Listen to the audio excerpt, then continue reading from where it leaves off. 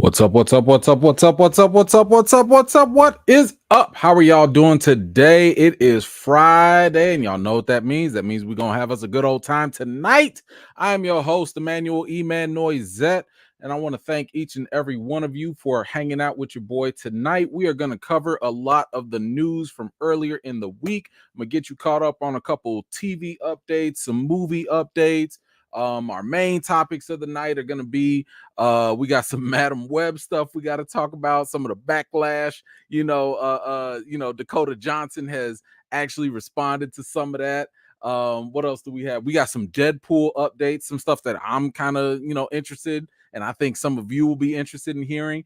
And then we'll also be talking about Zack Snyder. Zack Snyder just did this big old interview with Joe Rogan. And he said a couple things that, got people talking. So we are going to go through all of those things and then some.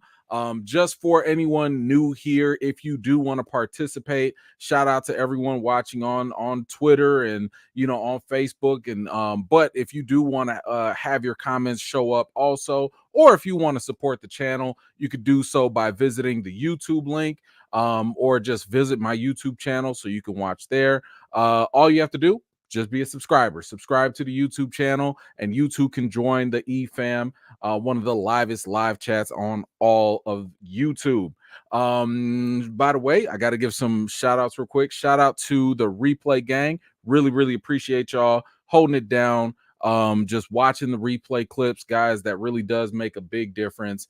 Even if you just push play and walk away. Okay. And listen, just tell YouTube, I like this guy. Let them videos just play in the background. I appreciate it. All right. I'm just saying, I appreciate it. But I do have to give a couple shout outs to some folks I might have missed last week. So Walt, thank you so much for the $5 Cash App. Really appreciate you there. My man Sean Evans, he's been so great. Thank you so much, Sean. You're constantly, supporting. I see you on Twitter and all the other social media. Thank you, man, so much for the $12 Cash App. I appreciate you for that. And let's see, Gates. Thank you, Ty. Thank you so much for the $5 Cash App. That was for the Dune review. I appreciate y'all, but thank you all, because it's supporters like you guys that are keeping the lights on and keeping us ad free. So shout out to y'all for keeping the whole channel ad free, where we could just talk, be here and just enjoy ourselves.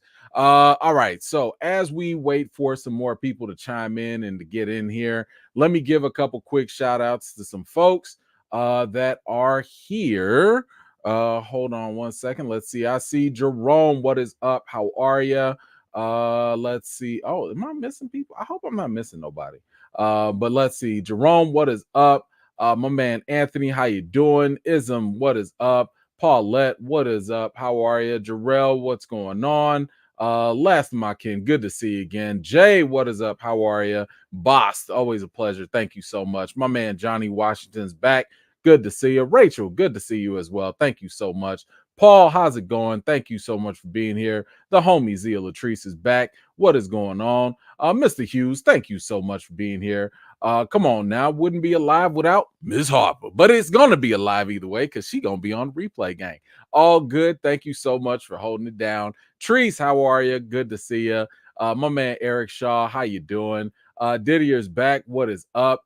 Let's see, my man Tane, what is going on, man? Mr. Mitchell, thank you so much for being here. Always a pleasure. Latrice, hello. 60 plus, good to see you. We got the homie Rhonda back in the building. Another top supporter with Deborah Rodriguez. Thank you so much for being here. We got more of the Mod Squad here with the lead. Good to see you. Who else? I see my main man, Minister Crush. Good to see you, brother. Thank you so much for being here. Let's see. I see some Mo vets in the building. Tyra, good to see you. Thank you so much. My man Corey is back. Always a pleasure. Cal Payne, how you doing? Hoodlum, what is up? Who else? Come on through. We got another top supporter, top vet in the building with Kiki West. Thank you so much for being here, ma'am. Always a pleasure as well. CJ, my man, what is up? Good to see you. Shard, thank you so much for making it. Soto, good to see you again. Kristen, what is up? Durbin, what is up? I'm not calling you by your first name. I just refuse to do. I'm just not gonna do it. But what is going on? Good to see you. Phil Roy, how you doing? Mo Jet, what is up? My man Nelson V is back in the building. What is up? Let's see. Tyrone, hello. T-Ville, how you doing? Got my mod squad bro here with Angel Gonzalez. Thank you so much for being here, brother. Pierre, how you doing? Good to see you. Larry, what is up? Sean, how you doing? Jacob, what's up? Dusty, good to see you again. Crystal, what is up? How are you? Bose, what is up? Got Aloha, good to see you again. Thank you so much for being here. Mario, I see you. And shout out to everyone that has made it out tonight. Guys, I really, really do appreciate it. Means the world to me. Give me 1 second here. I want to make sure. Okay. Everybody's okay. I just want to make sure that the comments were coming in because I thought it was like pausing for a second. I do have something here. I see that Anthony, thank you so much for your support here. What I am going to do though is since that's more of like a personal one-on-one type of chat, I'll just respond to you. So you did respond to my challenge about the Naruto versus Dragon Ball Z, and you made that comment on the video. So yes, I will respond to you there on that video, mainly because you've been a longtime supporter of the channel, and it is the least that I can do just to show my support. Now, just giving you a heads up now. Just giving you a heads up. This ain't gonna be no 5-day back and forth battle. Okay. I'm gonna go through because your post was kind of long. I'm gonna go through, I'm gonna go and respond to it because I saw a couple holes in that response, but that's all right. And then we can go from there. But I just wanted to say I do see you. Thank you so much for the support, and good luck to you on your competition. All right, so let's get busy with some of the news here. Of course, we got to start off with some of the sad news. And I think a lot of you guys already heard this. But unfortunately, we lost the legend. We lost Akira Toriyama. And in case you don't know who that is, Akira Toriyama is basically the influence, the creator of the Dragon Ball series, and I would argue he's influenced probably all of anime since. The archetype of what we get from Dragon Ball and Dragon Ball Z and so on and so forth is definitely something that's been tried to be replicated in so many different formats. And to this day, I mean, this thing has been out since the 80s, if I'm not mistaken. And it has been nothing short of one of the best top animes, top mangas to date. It says here that Akira Toriyama created Dragon Ball in the 1980s and shepherded its growth as it became a global phenomenon. He died March 1st due to an acute subdural hematoma. He was 68 years old. And man, I still feel like 68 is too early to go. Just I hate that. Last I recalled, I know he was really involved with Dragon Ball Super when that was coming out, and I know that he had ideas. He had ideas for the future. I forget what they call the next. There's another iteration of Dragon Ball Z coming out. It's the one where they're making Goku a kid again. Whatever. But I know that he was kind of like involved with all that. But one thing I will say is that yeah, I mean, this sucks. This sucks. It would be I'd be lying if I said that this didn't have an impact on my life. I've already told y'all Dragon Ball Z is one of my favorite animes of all time. I know we've had our fun about, which one's better, Naruto or Dragon Ball Z, but that's all just in good fun, right? Like I don't really care who's number one. But I will say this. Out of respect for Toriyama today, For this day and this day only, Dragon Ball Z is the greatest anime of all time. There's no debating it. There's no questioning about it. Like I say, out of respect for this man and for his contribution for this day and this day only, it is unquestionably the greatest anime out there. So you guys let me know. You know, were you a Dragon Ball fan? Like what were your favorite moments? What were your favorite Dragon Ball, Dragon Ball Z, Dragon Ball Super, maybe even GT? No, I don't think he was involved with GT. But what were your favorite moments from the series? I could just tell y'all right now, and this is what I will always say is probably one of the peak moments in all of anime. It's got to be when Goku went Super Saiyan the first time. That there's no escaping that emotional high for me. In all the series, like Gohan, Cell, that's great. Yeah. Frieza, I'm sorry, Majin Buu and all, yeah, okay, that's cool. That's all good. Man, that's it. Woo! That scene right there, that was it for me. That was it. So I don't know. You guys let me know what were your favorite Dragon Ball Z moments, Dragon Ball Super, whichever it is. What are you looking forward to? What do you remember? Share some of your memories. What was it like when you first saw Dragon Ball or Dragon Ball Z or whatever? Anything related to it. Let's uplift this guy and what he created. Let me know your thoughts in the comments down below. All right. What we got here? JN, DBZ is one of the greatest series of all time. Yes, that facts. Yes, no argument for me. What you got here, Minister Crush? E-Man, I feel that you should take Backlash, the DBZ slander in memory of our hero, Akira Toriyama. Naruto is a great show, but there's only one GOAT. Listen, I beat you to it. I already said that. I'm not gonna argue it. I'm not gonna argue it. So thank you for the support. No argument here. It's the greatest today. It's the greatest. So hey, you got it. Thank you so much, Minister Crush. I appreciate you. Why I gotta take Backlash though? Why can't I just, I'm just trying to get a man some respect. Why I gotta take Backlash with it? Golly, y'all so violent, man. Just can't we all just get along? Thank you so much, brother. I appreciate you. All right, let's move on.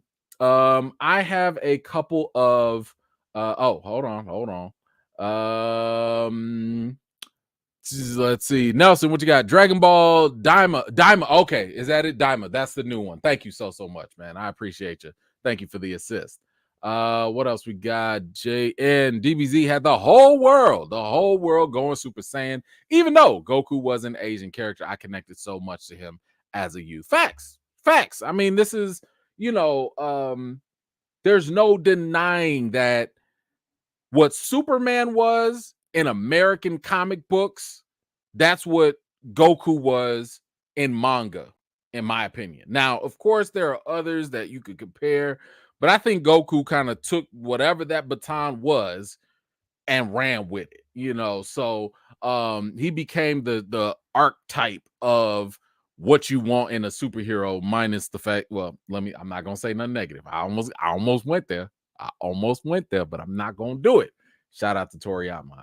I'm not gonna go there. But yes, I'm with you on that. Thank you so much, Jan. I appreciate you. All right. Let's see, what else do we have here? Okay, so we got a couple TV updates. Now, these are things that are so little that they don't really need a whole segment. So I'm just going to kind of run through them. And of course, you guys can feel free to share your thoughts along the way. We do have an update here for The Brother's Son.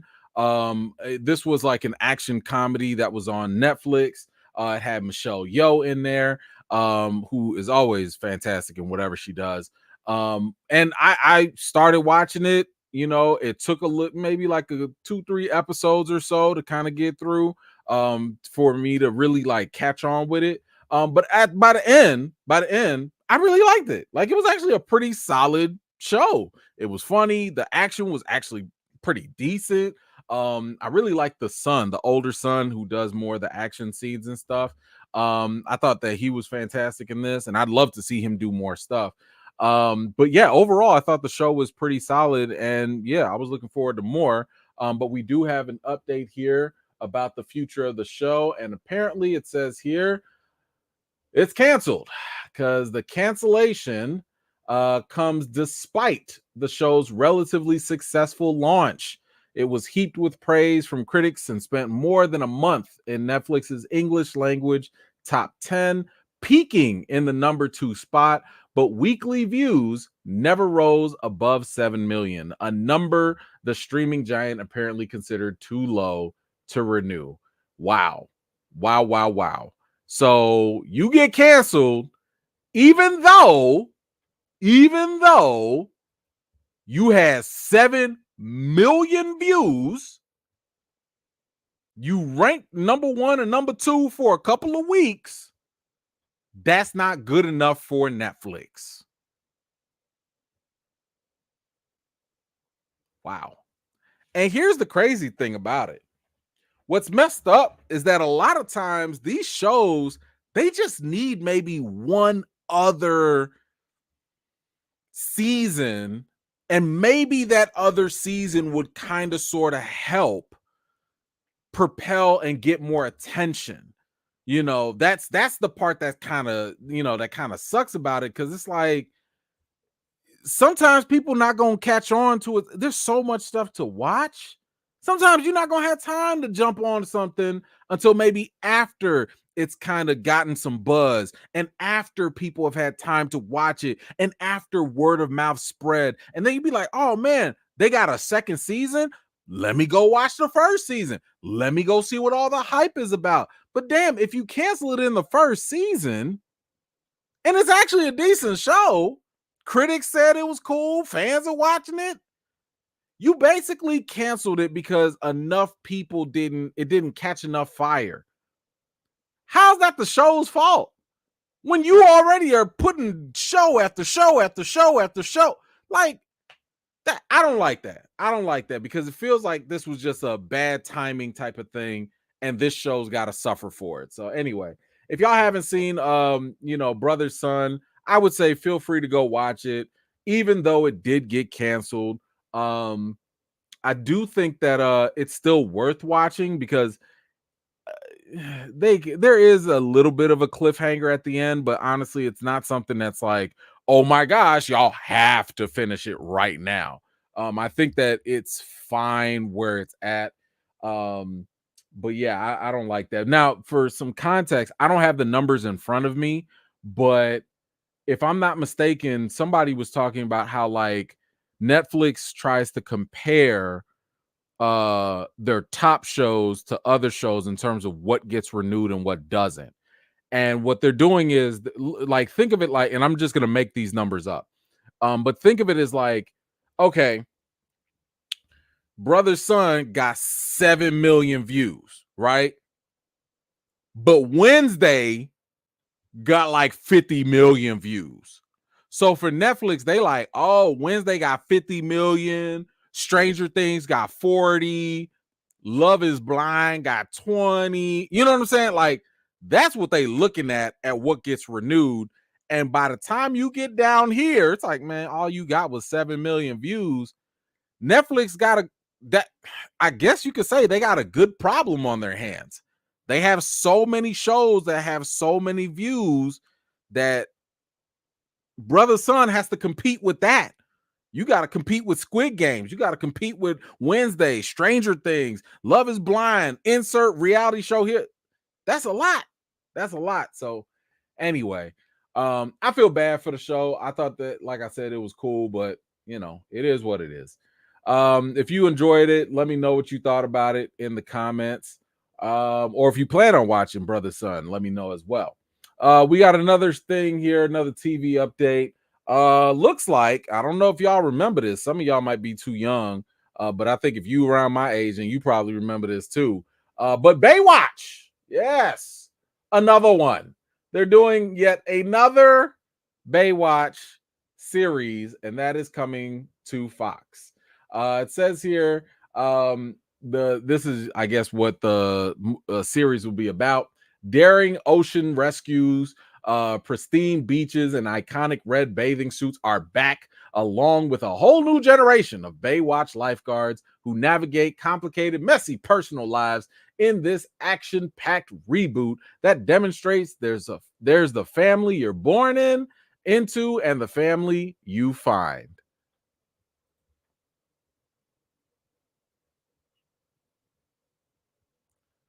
Let me be honest with y'all for a second here. Now, Baywatch was a phenomenal thing that came out in the 90s, right? As a young boy, I watched Baywatch. I didn't watch Baywatch for no other story or plot besides the intro scene. That's it. I couldn't tell you not one storyline in Baywatch. I don't even know their names.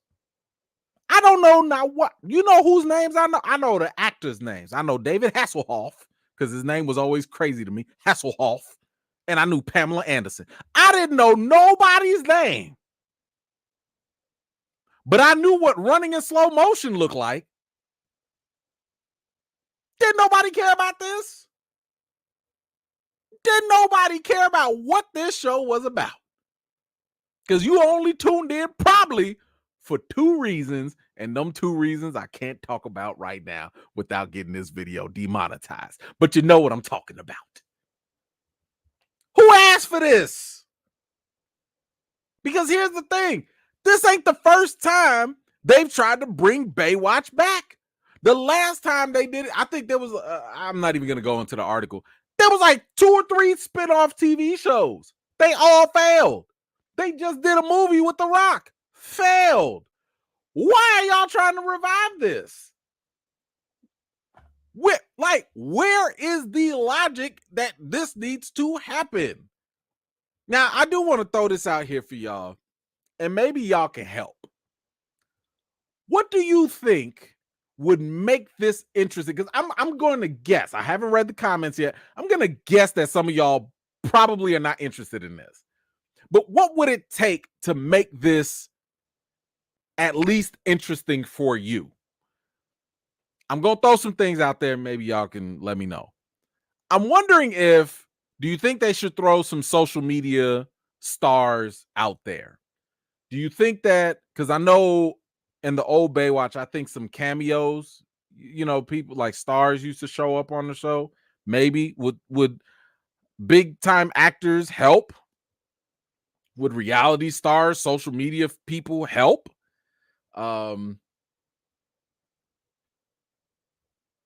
Should they make this a reality show? Maybe show people how to become lifeguards. I'm not watching this. I'm not watching this. But I might tune in for the intro and the theme song. I might just tune in just for that, just for research. Listen, y'all know I gotta do research for y'all. So that's the only reason I'm gonna tune in. But yeah, y'all let me know. Hey, listen. Y'all definitely need to mix that up too, by the way. Listen, I ain't got no problem. Y'all can have the little snow bunnies and all that stuff. I'm just saying, can we mix it up? Can we get a little variety? Listen, DEI. This is where we need some DEI. Okay, I might stay past one ad. I might. Just saying, if you mix it up a little bit. Anyway, y'all let me know what you think about Baywatch. Is that something y'all gonna be watching? You gonna be checking for it? I don't know. Let me know in the comments. Let's see what other updates we got. Oh, quick update. So X-Men 97. I already told y'all that is definitely my jam right there. Cannot wait for that. But we just found out that the first 2 episodes are going to release March 20th. So they about to hit you with not 1 but 2 episodes right off the bat. So that's pretty cool. especially given the fact that these episodes probably ain't gonna be that long anyway.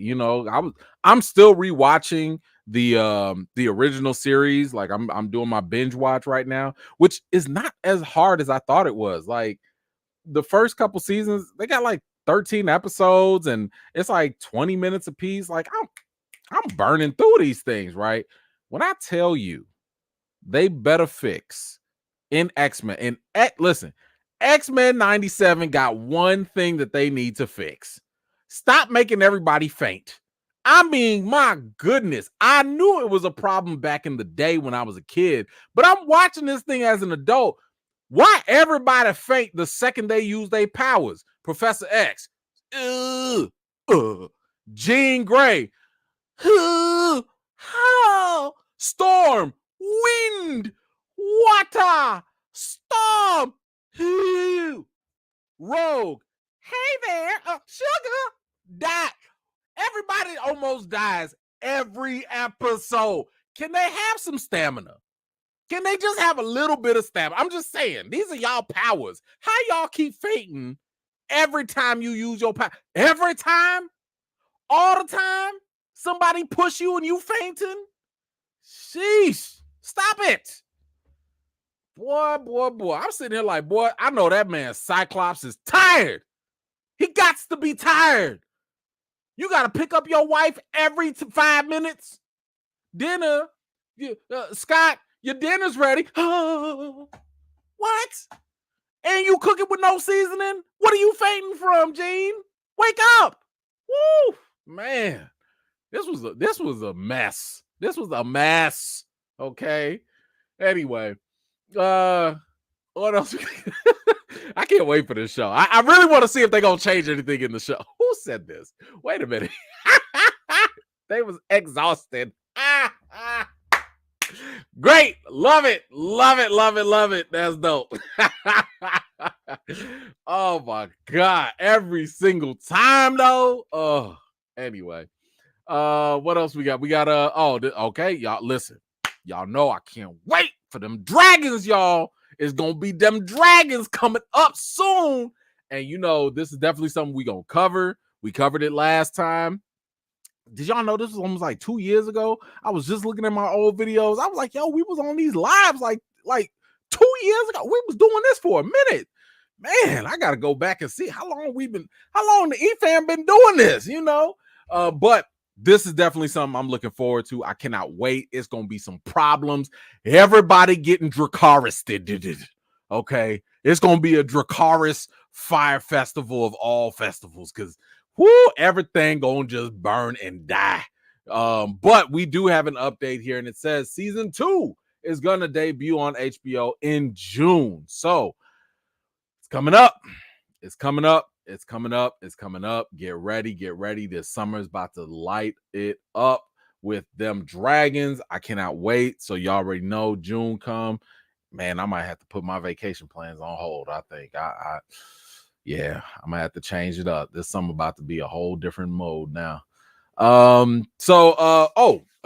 else do we do? We're talking about Shogun. So Shogun, another really solid show. Currently on FX, Hulu. I'm definitely having a good time watching that right now.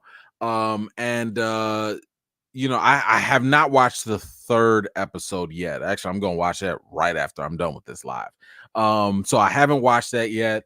But I did enjoy the first 2 episodes. It was funny because I know we were talking about how this show shouldn't be compared to Game of Thrones. At least I was saying that.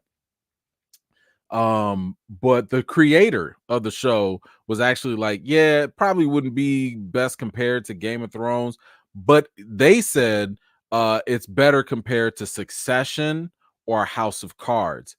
And when they said that, I was like, yeah, that's a much better comparison to what Shogun is. Shogun is because it's all about that dialogue. It's all about, the political strategies and, listen, first of all, hold on. Can we just talk about this one scene real quick? It's not much of a spoiler. When the English guy They told that English guy, hey, it's time for you to take a bath. This man said, unhand me a second bath in a week? Do you want me to catch the flux?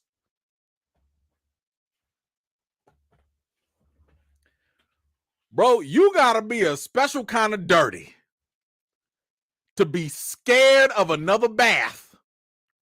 And here's the crazy thing. I'm sorry, this is a mild spoiler. It's not a real spoiler, but I'm just saying. Here's the thing.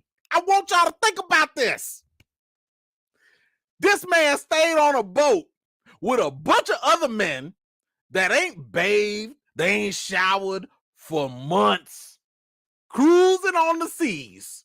Y'all got nothing but onions and feet and body funk on a ship and fish, okay? And fish. These fellas didn't take 2 whiffs of each other and say nothing. Just, top of the morning to you. Pip, pip, cheerio. Y'all all stank, and y'all didn't say nothing about y'all BO. The second the Japanese folks came and threw that rotten fish or rotten meat or whatever, the rotten, the garbage juice or whatever, they threw it on them, that's when they was like, ooh. That's when y'all stank? Y'all didn't stink after not bathing for 4-5 months? But y'all stink when they throw some rotten meat juice on you? And then you gonna want to pass out the second they offered you a bath? Sir!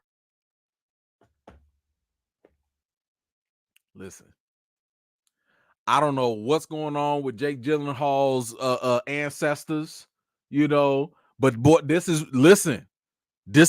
y'all remember all them celebrities that came out, started talking about, yeah, I only bathe like once a week. I only wash the top half and let the water and the soap trickle down to my legs. What? What's a washcloth? What?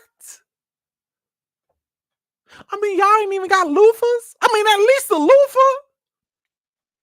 You ain't got to have a washcloth, but at least a loofah.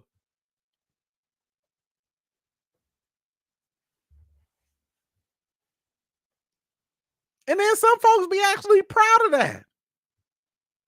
Talking about, but I wash my hair like twice a week. How you gonna sit here and walk around smelling like herbal essence and butt? Imagine being proud of that. That's diabolical work.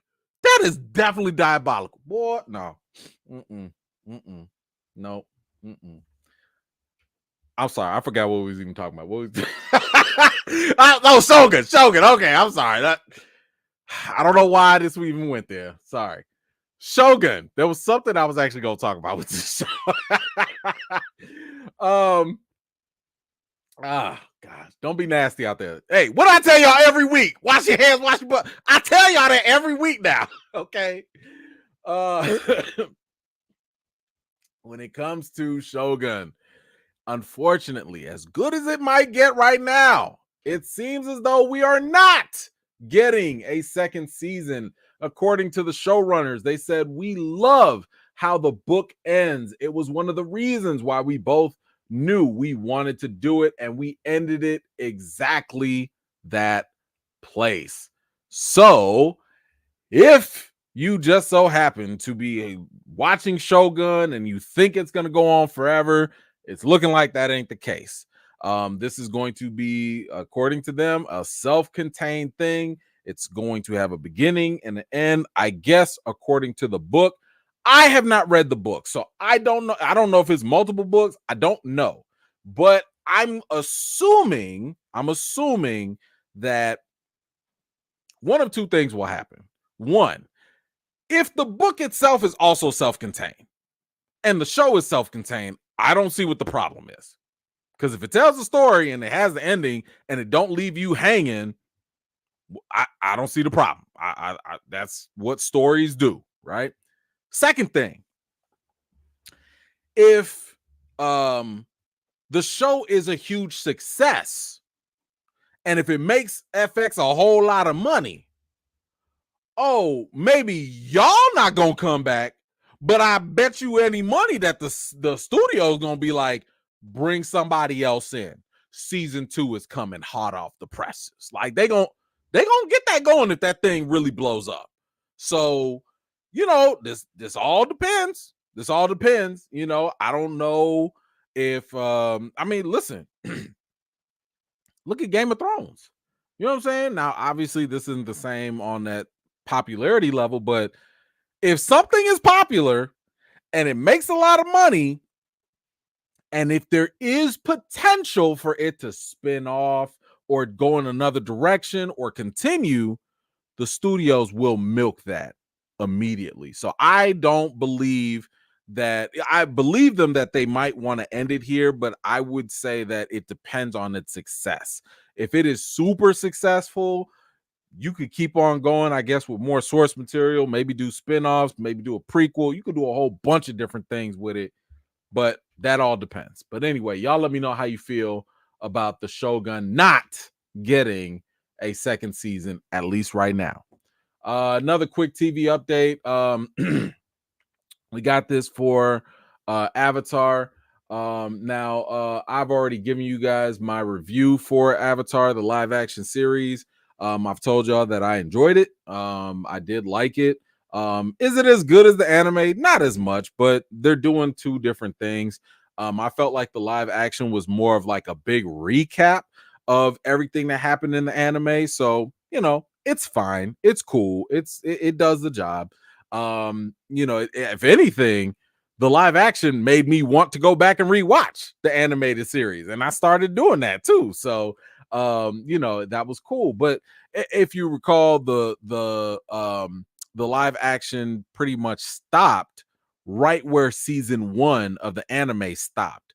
So now the question is, well, what are y'all gonna do? Well, we found out that season 2 was not, they did not greenlit season 2 per se, but instead, Netflix, in Netflix fashion, they said, yo, we're gonna renew it for 2 and 3 at the same time. So while they could have just stopped, I guess, at season 2, but they said, nah, we're gonna keep going all the way to season 2 and 3, which, if we think about it, that makes the most sense. There was no way you was gonna take this property and stop it at season 1 and not know that you have to tell the complete story. Like, the only way I think this would have not gotten renewed is if the first season was absolute trash. But I think that it was good enough where they were like, yo, whatever, we about to do season 2 and 3. And I like that, because now that means that season 2, we're getting Toph. Toph is going to be great. And then, of course, in the final season, we're going to listen. Aang still got to get his water. I think he got water.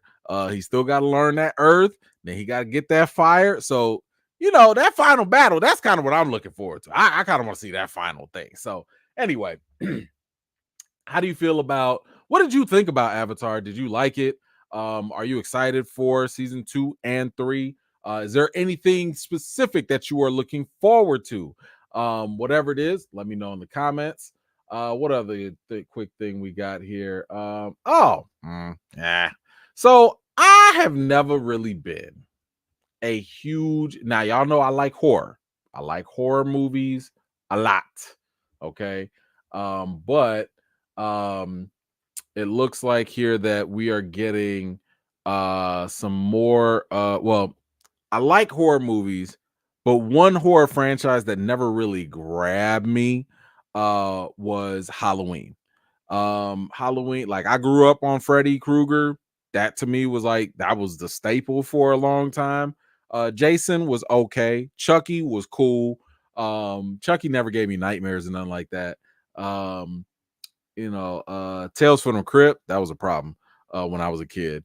Definitely got me back then. But in terms of like the mainstream horror stuff, Michael Myers, I'm like, bro, like,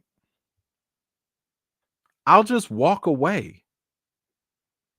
Like, you're not scary, bro. Like, what? what are you gonna do? Now, the only crazy thing about Michael Myers is he got stupid strength for somebody that walks so slow. Like, for whatever reason, he just strong. But at the same time, bro, I will just walk away and I will be just like, I'm not going to mess with you, right? So anyway, the latest movies that have come out, in my opinion, were terrible. I don't remember the names per se. I know when they tried to do the little reboot, that one was okay. And then Halloween Kills was terrible. And then Halloween Kills was so bad that when they did Halloween Ends, I guess that was the final wrap up. I didn't even bother watching it. I did not even care. It was They made Halloween Kills look like a horror movie made by a joint partnership between Tubi and Lifetime. I was like, how dare y'all even ask people to watch this? What like you have a hugely recognizable IP and y'all couldn't have done better? Are you serious? Anyway, with that said, Halloween still ain't going nowhere because apparently a TV series is now going to be in the works. This comes from the head at Miramax. Says here that this new series, the foundation of it is the original film, the John Carpenter movie, the characters of that film, and perhaps a group of characters that we haven't really focused on that much in recent film versions or even in a number of them. It's a creative reset completely and going back to the original film as opposed to spinning out of any of the more recent film adaptations. Ah, I mean, here's my thing. Now, a reboot of you know what? A rebooted TV series, I'm a little iffy on that. Could it work? Can it work? I think it's worked for Chucky because I've seen like Chucky's on season 3, I think, at this point. And it looks like they've kind of reinvented Chucky in a interesting way. I haven't watched it. But if it could work for Chucky, do you think it could work for Michael Myers? Maybe. I don't know. Um, I don't know. I mean, like I said, I'm not inspired by this franchise. I'm not intrigued by this franchise. I'm a little over I'm very over this franchise. So I'm probably not even gonna watch it because I don't care. But y'all let me know, are you interested in a Halloween TV series if it's going all the way back to its roots and if it's gonna start, I guess, from the ground up? Whatever you think, let me know in the comments.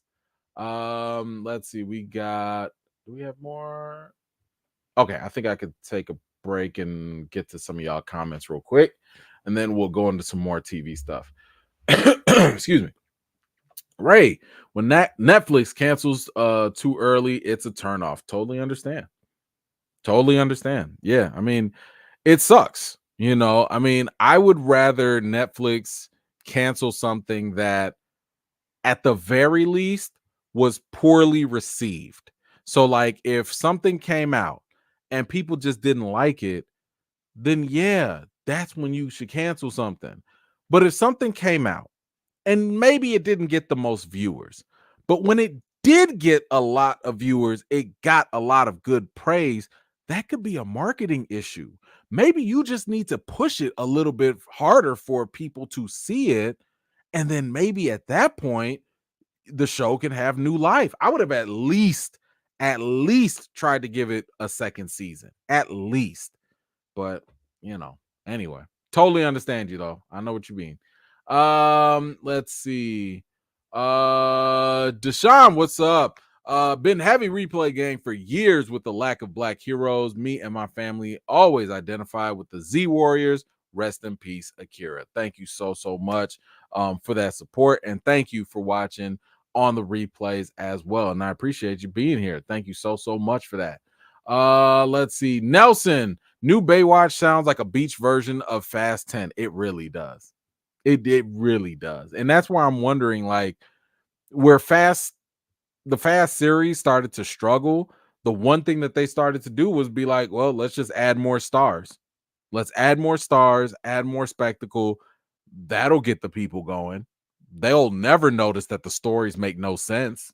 They'll never notice that the writing is terrible. They won't care. Maybe. Yeah. Good comparison. Let's see. Kiki, what you got? Baywatch was my show as a kid. It was. Did you watch the spinoff Baywatch Nights? No, not at all. I didn't watch that. None of that. Listen, Kiki, were they running in slow motion? Is that what did they do that with some like night lights on? What was they doing? I didn't watch that. I told you I barely watched the actual show. So no, absolutely not. I think that actually only got, I want to say it only lasted for 2 years, the Baywatch Nights, I think. But no, I didn't. You know what I did watch? And this was a sideshow. Do y'all remember? Oh, what was it called? Oh, hold on. This is gonna be for the older crowd. Hold on. Because the wrestlers were in this. Thunder in Paradise. Do y'all remember that show? Please tell me somebody remembers that show. It did. That was the show with Hulk Hogan. Oh, hold on. Let me get the. I get it for some of the new folks that don't know. Anybody remember Thunder in Paradise? Okay, I got a couple people. Yeah, there you go, right there. Listen, Thunder in Paradise. Oh man, listen, the show is not good. The show is not good at all, okay? But man, when I was a kid, I watched the mess out that show. I don't know why. I was always looking for some famous wrestler to show up. I think Sting showed up. I think Macho Man showed up. But man, that was a fun little show. That was a fun little show. As a kid, it was a fun little show. I think I started watching that instead of Baywatch. I think that was my little, thing. But I was heavy into wrestling back then anyway, so whatever. How did that song go? With a girl so pretty and they so nice. Thunder in Paradise. Y'all gonna make me binge that real quick. Anyway, sorry. Where was I? Jay, what you got? As a fan of the Jump Street series, movies, the Baywatch movie, which was allegedly supposed to be like the aforementioned movies, really pissed me off. Yeah, I didn't even watch the Baywatch movie because before I even had a screening for it, it was getting trashed. And I'm talking about from early critics, people that I trust, people that have similar views. They was like, no, this ain't it. And I saw little snippets of it here and there, and I was like, yeah, Rock, this a fumble, bro. This is a fumble. This one was a fumble. So I totally understand how that could piss you off. I get it. I get it. Minister Crush, what you got? I heard Mackie was starring in Baywatch. But you know what? I wouldn't even be surprised. I wouldn't. That honestly sounds like something he would do. I wouldn't be surprised. Yeah. Would you watch? You gonna watch? Hold on. Where's he at? We're gonna wait for Mr. Crush because you want to be funny. You gonna watch that show? Where you? I'm looking for your comment, Minister Crush. Where you at? Are you going to watch Anthony Mackie on Baywatch? Y'all see him in the comments? I don't see him no more. I don't see where his comment. Mm-hmm. Yeah, it's all funny until you get on the spot. Where you at, Mr. Minister Crush? Where you at?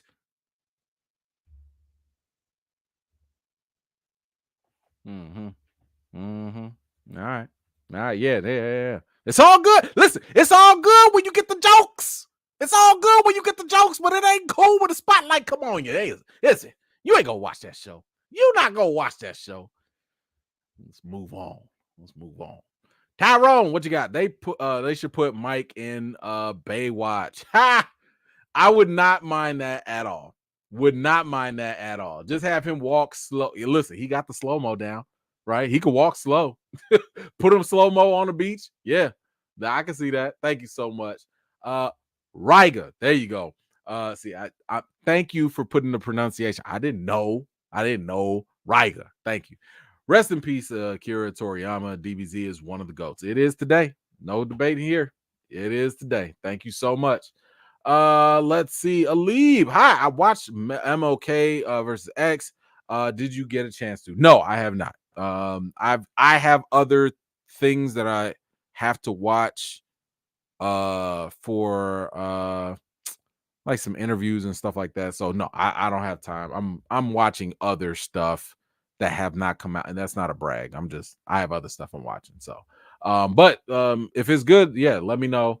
I haven't heard anything bad about it, so I believe I believe it should be solid. Kiki, what you got? Baywatch, Power Rangers, all that. Three Stooges, Looney Tunes was a time for me. Listen, you talking about some classics now, okay? You talking about some classics. All that. Oh, this is all that. This is all that. Yes, yes. I know I can't sing. But yes, that was what a time to be alive. What a time to be alive. Man, oh man. Kiki, we on the same page with that. Yes. Man, listen, don't get me into the 90s TV show. Listen, 90s TV shows. They had some bangers. Okay. Don't let the date fool y'all. Some of them shows you could go back today, and all you just need to do is realize that they didn't have smartphones. That's the only thing you have to realize that they ain't have. They didn't have the internet. They didn't have text messages.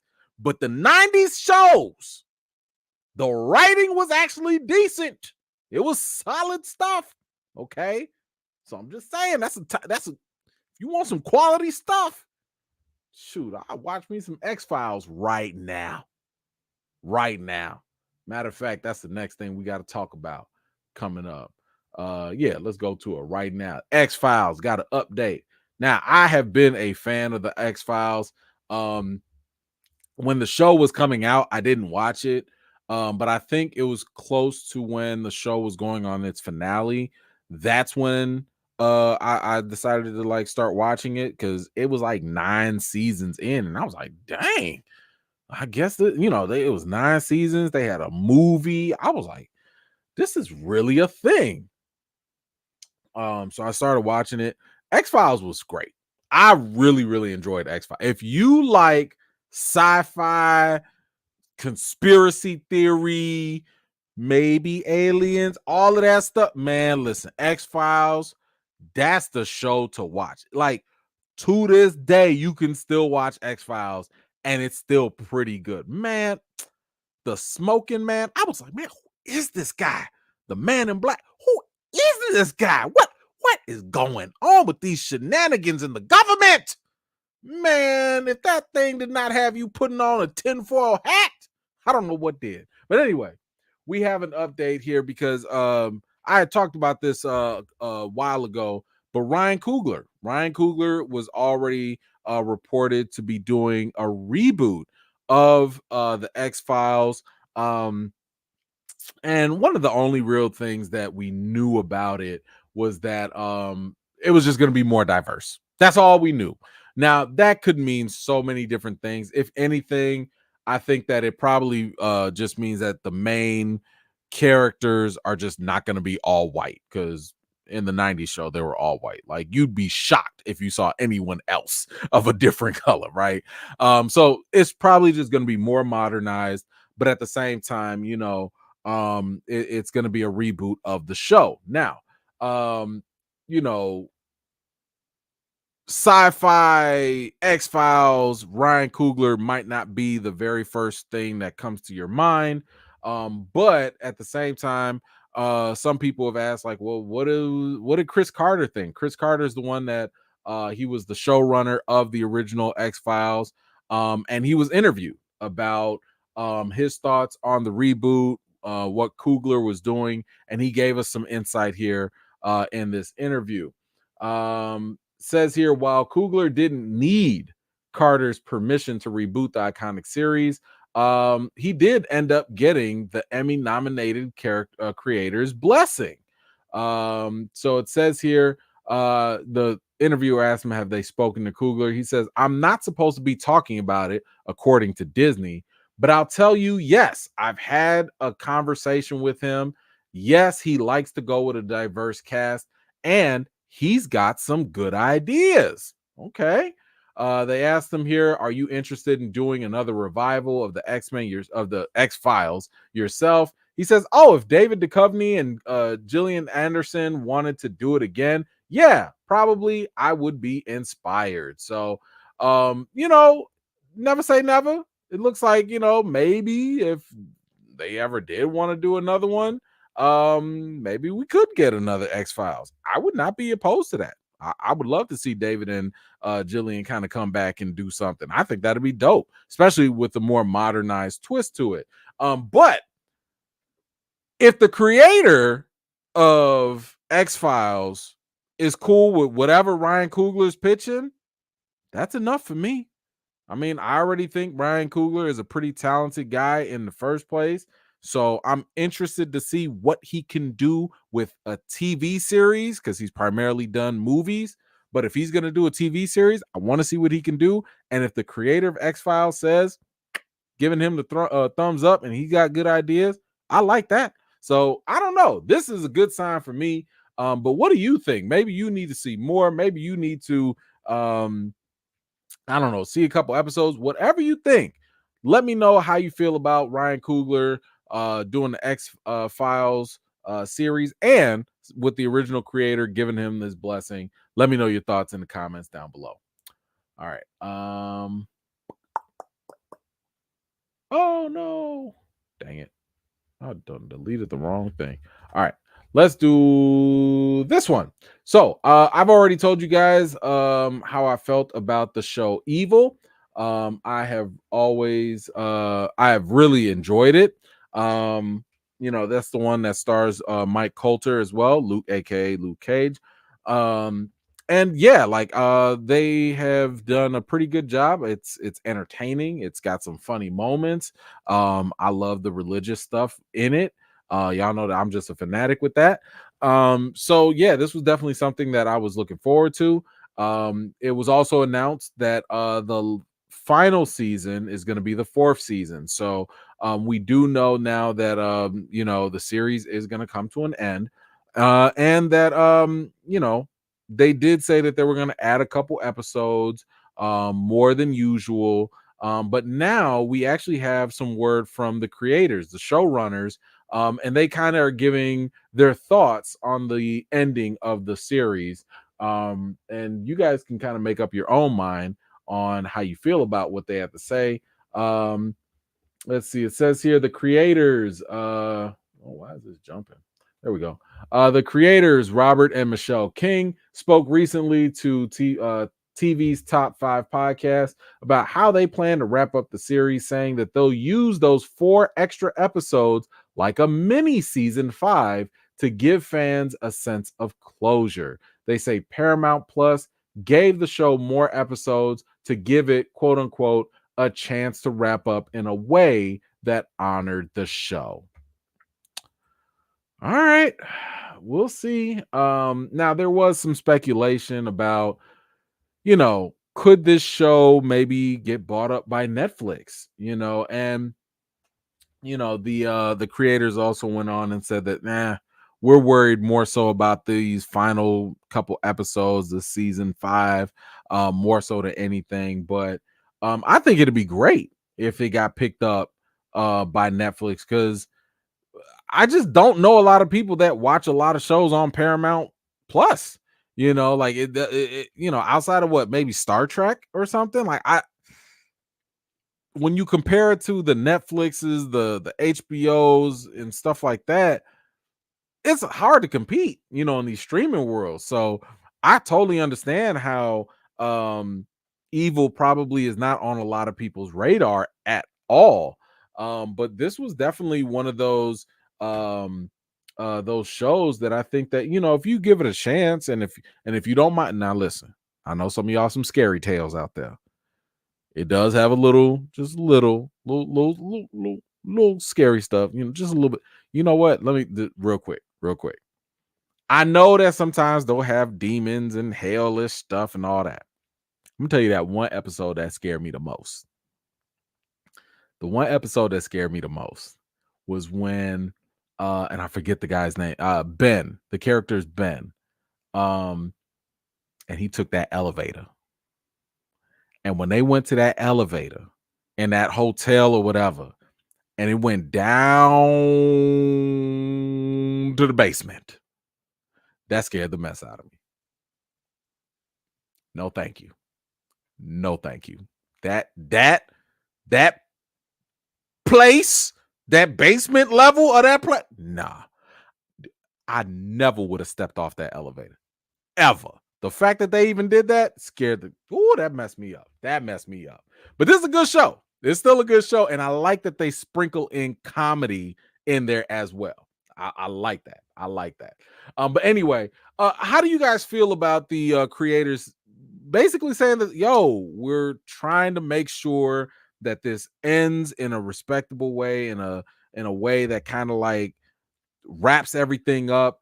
Or do you have maybe a suspicion or a little fear? I kind of do, that it might get a little rushed, because they did start to unravel a lot of things, in the third season. And I'm like, man, this is a lot. Like, y'all gonna have enough time to wrap all this up?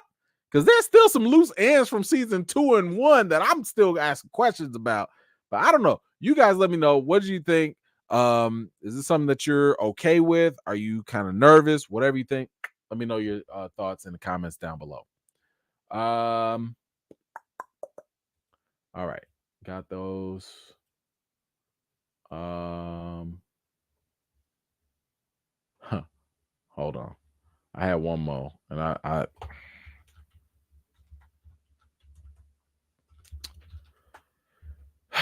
have one more TV update, and I don't know how to feel about this. There are a lot of things that are put on streaming series or platforms that I get it. Sometimes it's for the money, sometimes it's for the attention. But my goodness, if this is not the epitome of both of those things, I don't know what to tell you. But apparently this is happening. Jake Paul and Mike Tyson are going to have a fight live streamed on Netflix. It says here, Jake Paul is set to fight former heavyweight champ Mike Tyson in a boxing match that will be live streamed on Netflix. The bout is going to take place on July 20th. And what did they say? It said something like Mike Tyson is 57 years old. I think Jake Paul, I think he's like 27. They got a whole adult in between them in terms of age.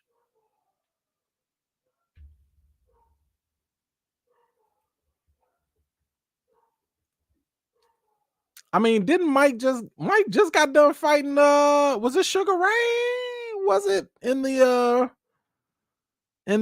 exhibition match or something that he did? Now listen.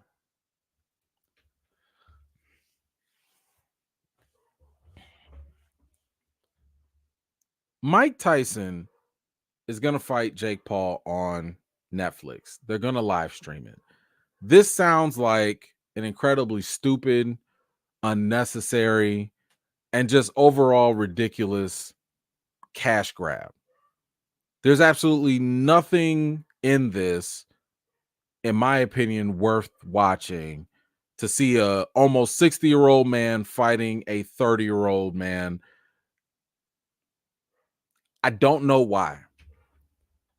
Everything about this just feels counterintuitive to creativity, to ingenuity, and just the really dope things that we want to see on television.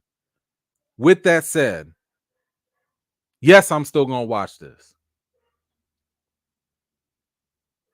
Yes, I also feel some shame.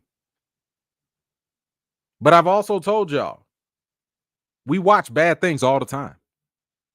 And this might be one of those bad things that I just happen to watch. It will be a guilty pleasure. But I'd be lying if I said I didn't want to see Mike Tyson destroy Jake Paul. There's just something about, and here's the thing, there's a business element to this. I'm not going to knock Jake Paul for the business side of these things, because one thing that he is doing is exploiting the ridiculousness, but at the same time, he knows that it's entertainment.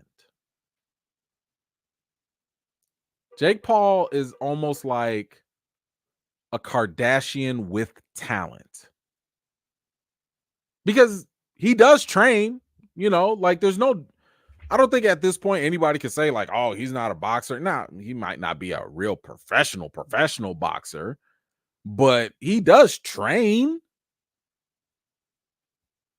But I think like the talent is like reality show talent. He ain't finna go into the real boxing league and like have a real career. But for the sake of reality TV, which I feel like this kind of sort of is at this point, that's all. It's kind of like, I don't know, him challenging Shaq to a one-on-one basketball match or something. Like, But as long as Netflix ain't charging me nothing for this, and I could just kind of tune in, I'd be lying if I said I wasn't going to tune in. Just don't charge me. Now, if y'all charge me on some nonsense talking about there's going to be a pay-per-view, you got to pay an extra $5, $4.99, to hell with that. That's not going to happen. That will definitely not happen. I'm not paying nothing extra to see this. But I'll tune in. I will see. It's probably going to be an exhibition, so it's probably not going to be no knockouts, no real fight or whatever, but you never know. But I don't know. You guys let me know. Are you interested in this? Will you tune in and watch this ridiculously stupid and dumb event? If you will, let me know your thoughts in the comments.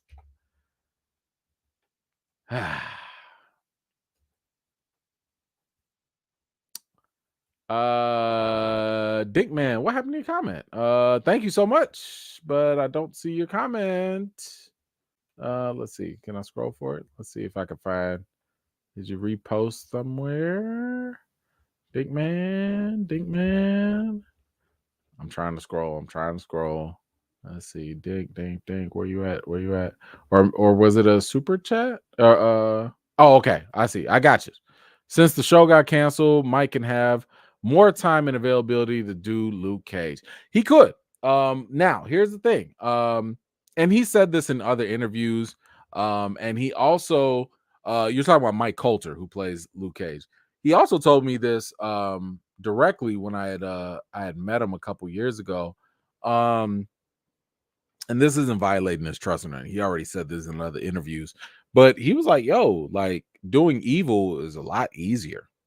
It's a lot easier because it's just acting, but doing the stuff for Luke Cage is a lot more physical. And he was like, it feels like it takes a little bit of a toll on his body. So um I don't think that he was like against doing Luke Cage, but it sounded like it was a little tiring also. That's kind of the sense that I was getting. So I don't know. But thank you so much, Dink. I appreciate you. Let's see. What was in that liquid? I don't know. What liquid you talking about, Deborah? I don't know what you're talking about.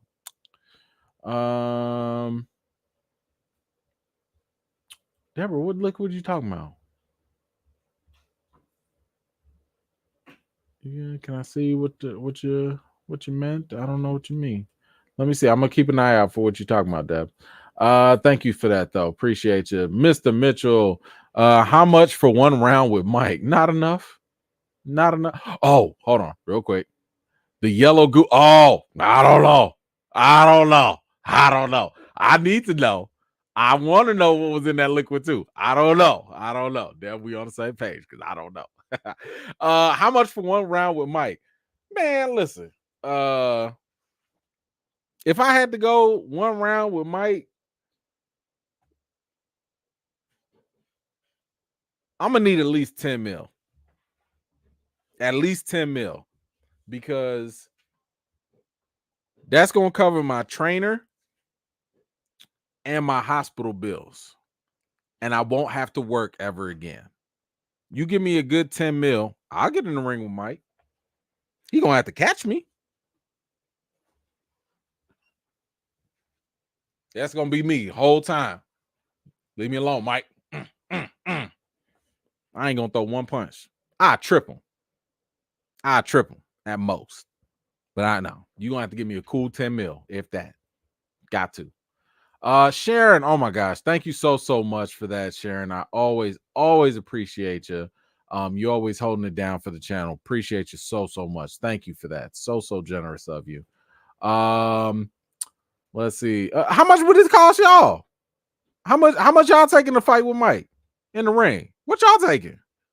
Listen, my minimum is 10. I'll take more, but that's my minimum. Let's see. Can they beat me? I do think Mike is tarnishing his legacy here. Possibly. I mean, I don't personally see the benefit for him in coming back. Even that exhibition, I was kind of like, all right, Mike, what bills you trying to pay? Now, if you just trying to pay some bills, brother, I understand. I get it, but ugh, I don't know. So I don't know what struggles Mike going through or not, but that could be it. I don't know. All right, let's go through some quick movie updates. So these are going to be some quick things. We'll just run through these. And before we get into the bigger news, just a quick one right here. I've already told y'all about the new Karate Kid movie that is coming out. In that movie, we already found out that Ralph Macchio is going to be in there, the original Karate Kid, and so will Jackie Chan. So, yes, Ralph has been in the original. He's also in Cobra Kai, kind of continuing that. And then Jackie Chan was kind of sort of in like a spinoff remake, reboot, whatever. So it looks like they're bringing those worlds together. There was some talk that maybe Jennifer, what was it, Gardner, I think, might be coming back as well, or Hilary Swank, I forget, whichever one it was that played the female Karate Kid or whatever. They might also be coming back. But what we do have here is a new addition. We have no idea what role she's going to play. But Ming Na Wen is going to be joining the new Karate Kid movie. And in case you don't know who she is, that's Agent May from Agents of S.H.I.E.L.D. So that right there, I'm like, yo, I'm always here for that. You want to add Ming to sure. Yeah. Do y'all know how old she is? Look at Ming. Look at Ming. Hold on. Let's see. How old is Ming? Because I know Ming is like She don't look her age at all. Oh my God. Ming is 60 years old.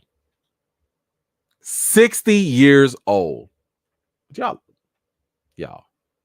look at this. How is this? How? Where? 60 where? Yo, she was just in The Mandalorian and Boba Fett. 60 years old? Bro, what is she drinking? What? Oh, I know he happy. That's nuts. That is nuts. Talk about some good genes. So the fact that she's gonna be in Karate Kid sounds good. I'm down for it. I wouldn't say I'm excited for the movie, but doesn't hurt. This does not hurt. All right, moving on. We got another movie that is coming out. Now, this is going to be part of a huge franchise. And I can just tell y'all this movie franchise, not just one, this franchise has made my life. It's definitely had an impact on my life. This franchise has stressed me out to this day. For the past 10, 15, 20 years, whatever, however long it's been, this movie has messed me up.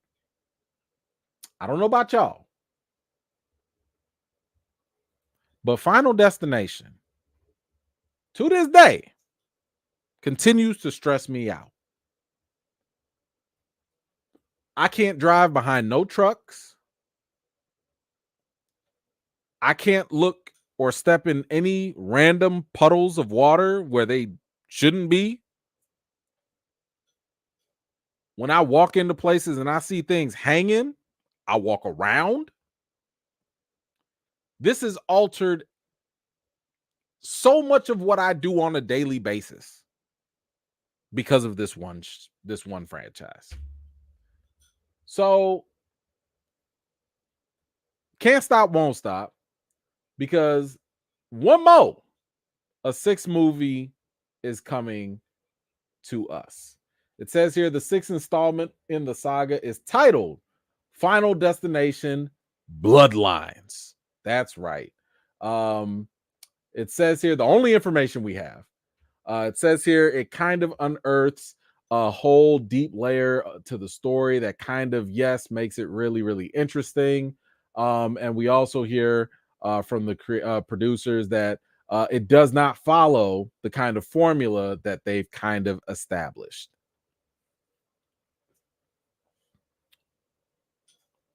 I'm extremely conflicted in whether I want to watch this or not,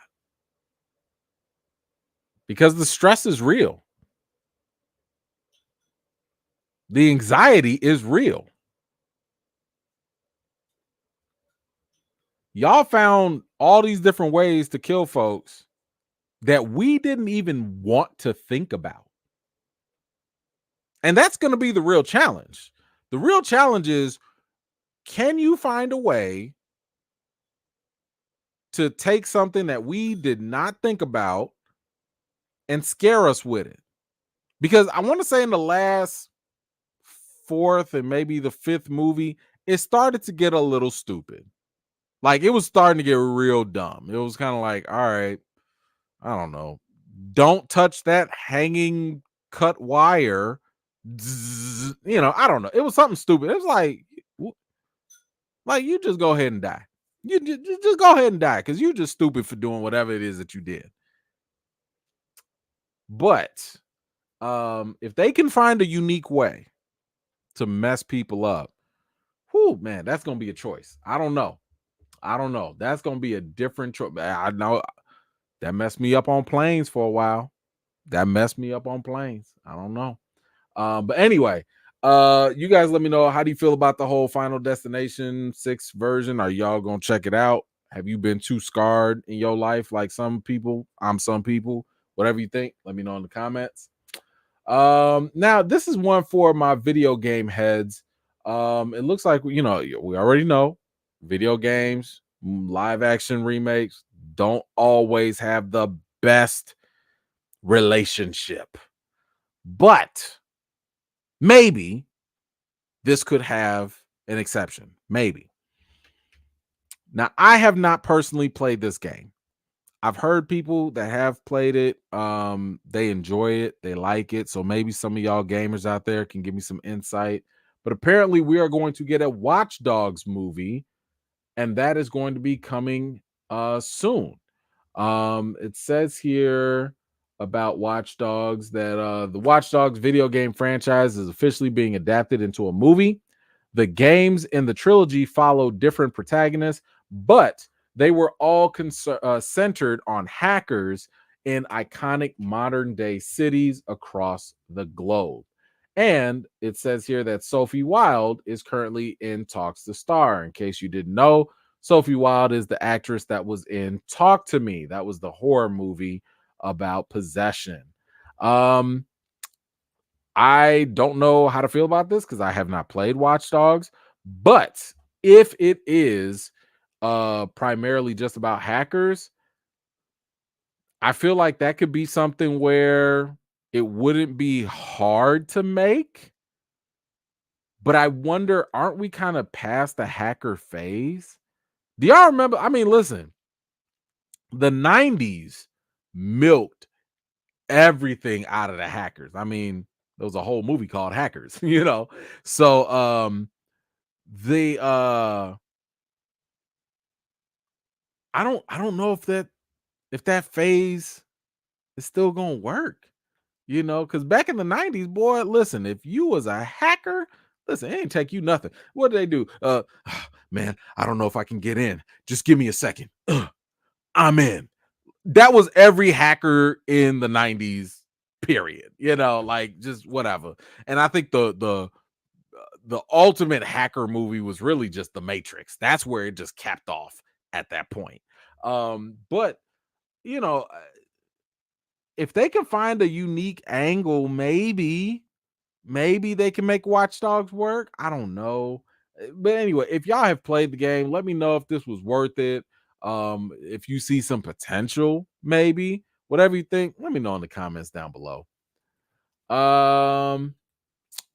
Let me give y'all just real quick. So I did see Invincible. Invincible is going to be coming out. I want to say it's next week. Season 2, part 2, release date. Hold on, let me. Yep. So it is coming out next week for y'all, March 14th. Now I did want to just kind of give y'all a couple quick thoughts about it. Obviously, I'm not gonna spoil it or nothing. But I watched season 2, part 2. That first episode is gonna come with the same energy that the very first episode of season 1 came with.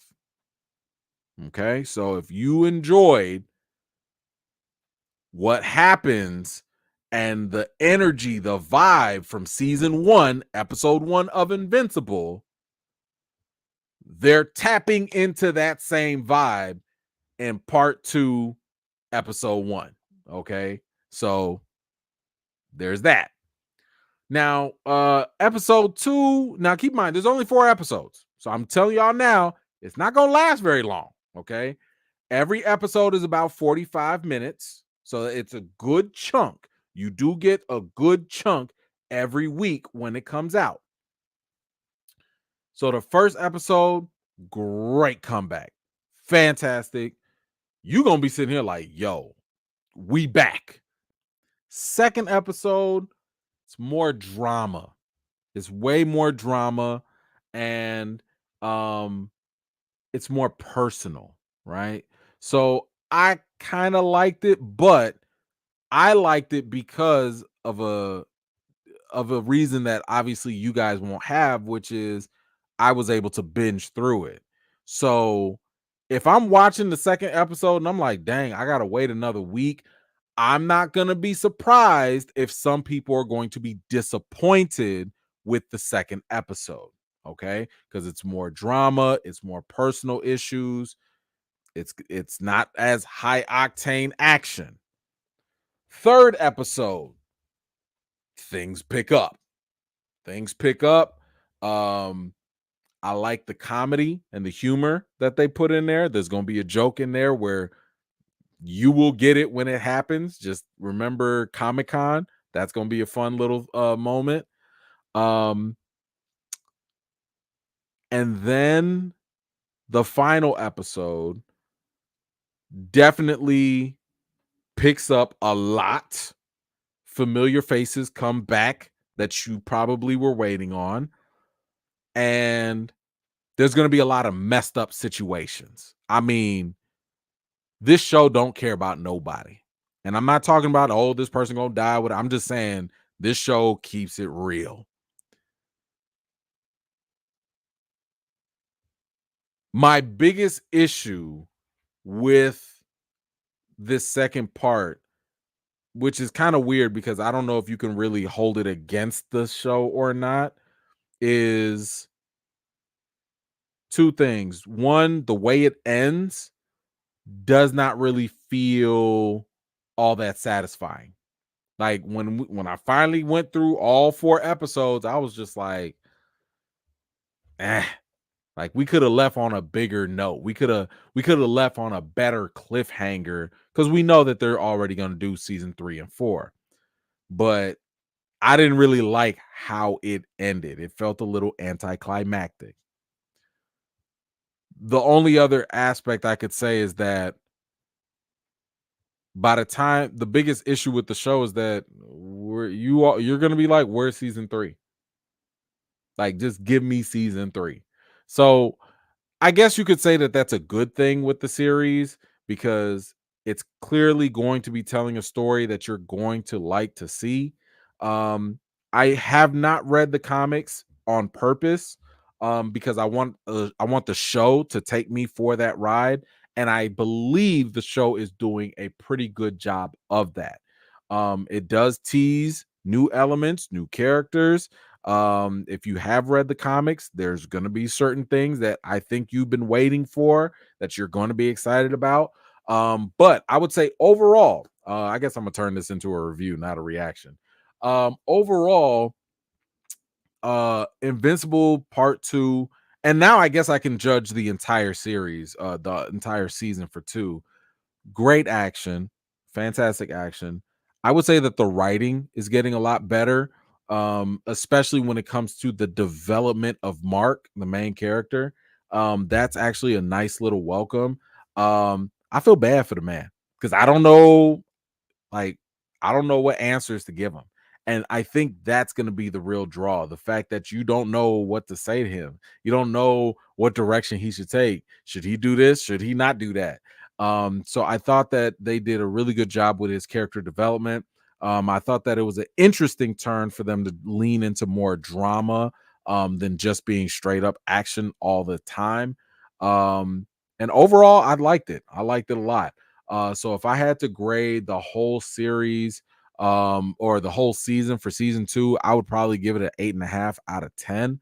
I don't think I graded the first season, but if I did, I'd probably give that a 9. So this was probably not as good as season 1, but it was still pretty good either way. And I guess if you're thinking the whole totality of things, season 2 feels like a great setup for season 3. In terms of, okay, we see the stakes, we see the chaos that's about to happen. Hurry up and give us season 3. So yeah, overall, I would say it's an 8.5 out of 10 for me. And yeah, season's gonna be coming out sooner or later for you guys. I don't know if I'm gonna have time to cover it, so that's why I thought let me just go ahead and give y'all my initial thoughts right now.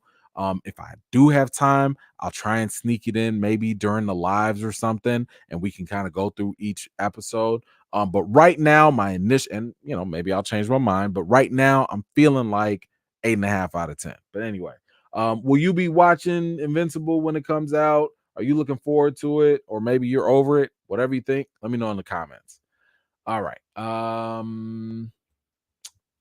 Boom, boom, boom, boom, boom. Oh man. I did not like this. But we talked about this before. Angela Bassett, who has been a phenomenal actress for a long time in Hollywood, been overlooked a lot of times. Obviously, one of her most iconic roles was the role of Tina Turner in What's Love Got to Do with It. But she's been exceptional in other things as well, like Waiting to Exhale, for example. But more recently, her playing the role of the Queen Mother in Black Panther in the franchise and MCU has been pretty solid. Now, I've already said that Black Panther to me was not the best movie for a number of different reasons. But one of the best highlights of Wakanda Forever was Queen Mother. She was um, pretty much the lead for half of the movie, in my opinion. Given the loss of Chadwick Boseman, the main character, she did a very good job of stepping up. Now, I was definitely not a fan of the direction later in the film, but there was no denying that she was one of the strongest elements of the film. But what ended up happening was, given her very good, strong performance, she was a huge favorite for getting a nomination and the award for an Oscar for Best Supporting Actress. However, that was not in the cards. Everything Everywhere All at Once also came out during that time, and that definitely did it was sweeping everything: best director, best picture, and then of course when it came to best supporting actress, well, it didn't even go to the main supporting actress of Everything Everywhere All at Once. It went to the other supporting actress, which was Jamie Lee Curtis. And that right there was kind of like, what? How? Like, it made zero sense. Okay. And I mean, listen, to this day, it made zero sense how Angela Bassett, Queen Mother, would sit here and lose the Oscar for Best Supporting Actress to some raggedy hot dog fingers. How? In what world does that make any lick of sense? Now, Stephanie Shu, hey, she did a great job in Everything Everywhere All at Once. If that, to me, that's the only one I would have been like, okay, now she didn't get my vote, but if Angela was gonna lose to somebody, that would have made a little more sense. But to Jamie Lee, and I'm not a Jamie Lee hater. I like Jamie Lee. I liked her for, listen, ever since True Lies, I've liked Jamie Lee Curtis. She's a great actress. But for some hot dog fingers, like I can't help but think that this was some sort of practical joke at Angela Bassett's expense. Now, later on, the Academy awarded her with some honorary governor's blah, blah, blah thing. Whatever. She didn't get that primetime slot. She didn't get her moment in the sun. Them little honorary awards that y'all give to people that y'all know were deserving, don't nobody care about them. They feel like little participation awards. Because meanwhile, the people that did the work are getting passed up because you probably felt Jamie Lee needed a legacy award because maybe this was the only time she was going to get one. And you decided to skip over Angela for this. Anyway, I remember that there was all this talk during the award show, and people, certain people were having all these opinions because Angela didn't look so happy when she lost. Like, whatever. But she sat down recently with Oprah, and Oprah brought this up, and she was talking about it. And Oprah said here, I just knew your name was gonna be called. I was beside myself when it wasn't. We were beside ourselves. And Angela says, I was gobsmacked. I was. I thought I handled it very well. That was my intention, to handle it very well. It was, of course, a supreme disappointment, and disappointment is human. So I thought, yes, I was disappointed, and I handled it like a human being. Ma'am, Queen Mother, I too was gobsmacked. Yes, I had to look up what gobsmacked meant, because this was the first time in my adult life I have heard gobsmacked. I will absolutely add gobsmacked to my vocabulary of 2024. We will find ways on how we can explain, how we can include gobsmacked one way or another. That's just besides the point.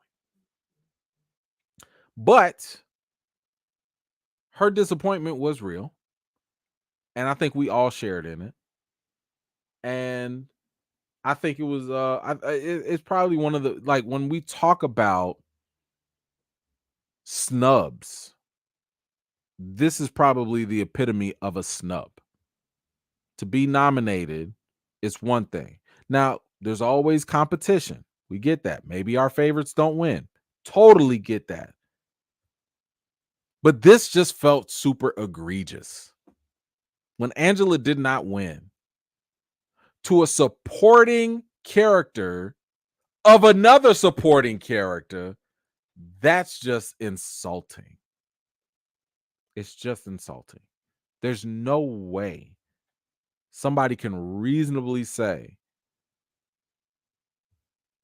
the supporting character was better than a supporting character that damn near led their own movie. It just does not make sense. It just doesn't. It's like saying, you know what, LeBron, we know that you should be the MVP this year, but we gonna give it to the 10th dude on the bench, the one that has only played 5 minutes the whole year. We gonna get an MVP to him. All right. Anyway, what did you guys think about that whole Angela situation? Were you too gobsmacked? Whatever you felt, let me know your thoughts in the comments below. Oh, we doing good on time. Come through. All right, we getting into the bigger topics. Let's go into this one because I felt like this is necessary. Listen, this is not a political show, but we recently had a State of the Union address from the president and all that. But I figured we might as well talk about the state of comic book movies, right? Now, comic book movies have been attacked over and over again. And there have been a number of reasons why they've been attacked, whether it's some old director who just is mad at the success of them, or whether it's terrible comic book movies that are ruining it for everybody else. Either way, the genre in itself, I would say, has been thriving for a long time. And I think that there have been some interesting insights that have been made this week by a couple of different people. So I wanted to kind of touch on a couple of things that they said in terms of the state of comic book movies.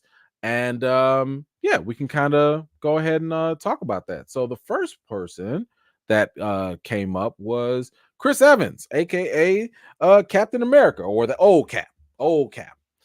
So he had some comments on and some thoughts on the state of comic book movies today that I thought were worth talking about.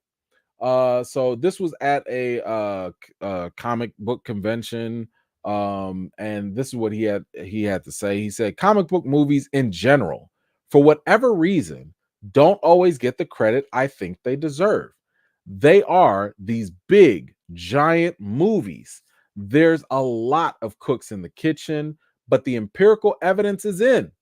They are not easy to make. If it was easier, there would be a lot more good ones. I'm not throwing shade. I've been a part of a few that missed. It happens. I don't want to highlight specific films in the Marvel catalog, but some of them are phenomenal. Like independently, objectively great movies. And I think they deserve a little more credit.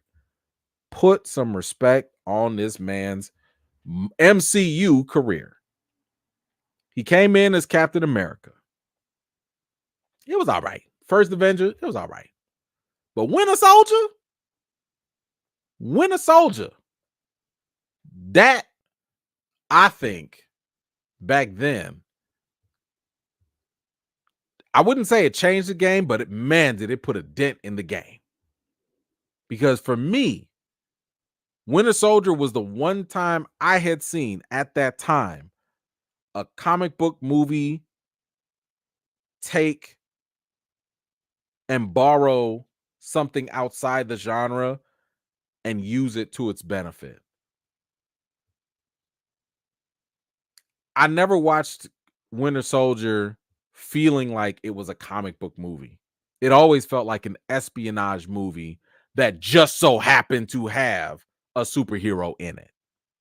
Like there were times I forgot Cap had powers because I was more concerned about what was going on with the government, what was going on with SHIELD, what was going on with Hydra, what was going on with all. I was more concerned with the story. I was more concerned with Cap. Cap, what you gonna do?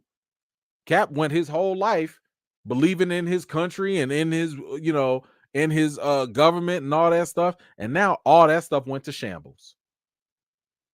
And talk about the action. The action had some of the best in the MCU to date. To date.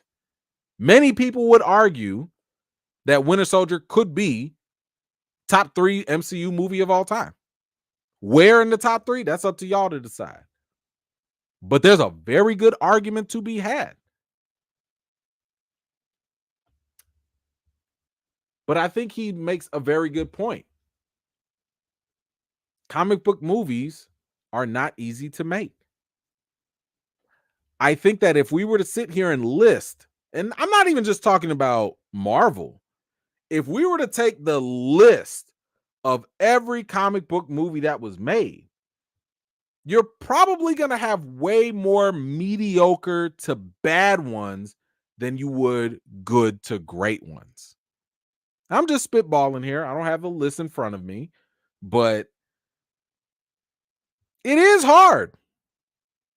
It is hard to make a lot of these movies really great. Now, I think he has another point about the too many cooks in the kitchen thing, because sometimes you have certain factors get in the way of making a good comic book movie, such as straight up greed. We've seen that with DC, where the studio execs, we got to cut the movie time down so we can make more money. We won't delay a certain Justice League movie or something coming out because we want to get our bonuses. Like there was a lot of shenanigans can derail a good comic book movie. Or, I don't know, let's hire the same people that flopped 4 or 5 times before and put them in charge of this current comic book movie. That'll be the ticket. Or let's re-release a movie that flopped in theaters again because reasons. I don't know. But I think he's absolutely right that it is definitely hard. And what we should do is appreciate those great comic book movies, because we don't get those things often. They aren't that easy to make. It's clearly evident that don't matter how hard you work, sometimes you can make a bad comic book movie by, for whatever other reasons. So shout out to the good ones. But let's keep going here. He goes on in this interview. And he says here, he talks about Winter Soldier. He says, it's my personal favorite Marvel movie that I was a part of. It's not just for the movie itself, but the experience. The first film, I was so nervous. You know what you're stepping into. And as a result, you're playing defense and you're playing not to lose. When Winter Soldier came around, we were playing to win. And it's the first movie with the Russo brothers. We were taking more risks and the character felt more fleshed out. It was one of those more satisfying experiences I've had in my Marvel run. And that's pretty dope. That's pretty dope. I like the fact that, when you have that confidence that you can be bold with it, and they did that.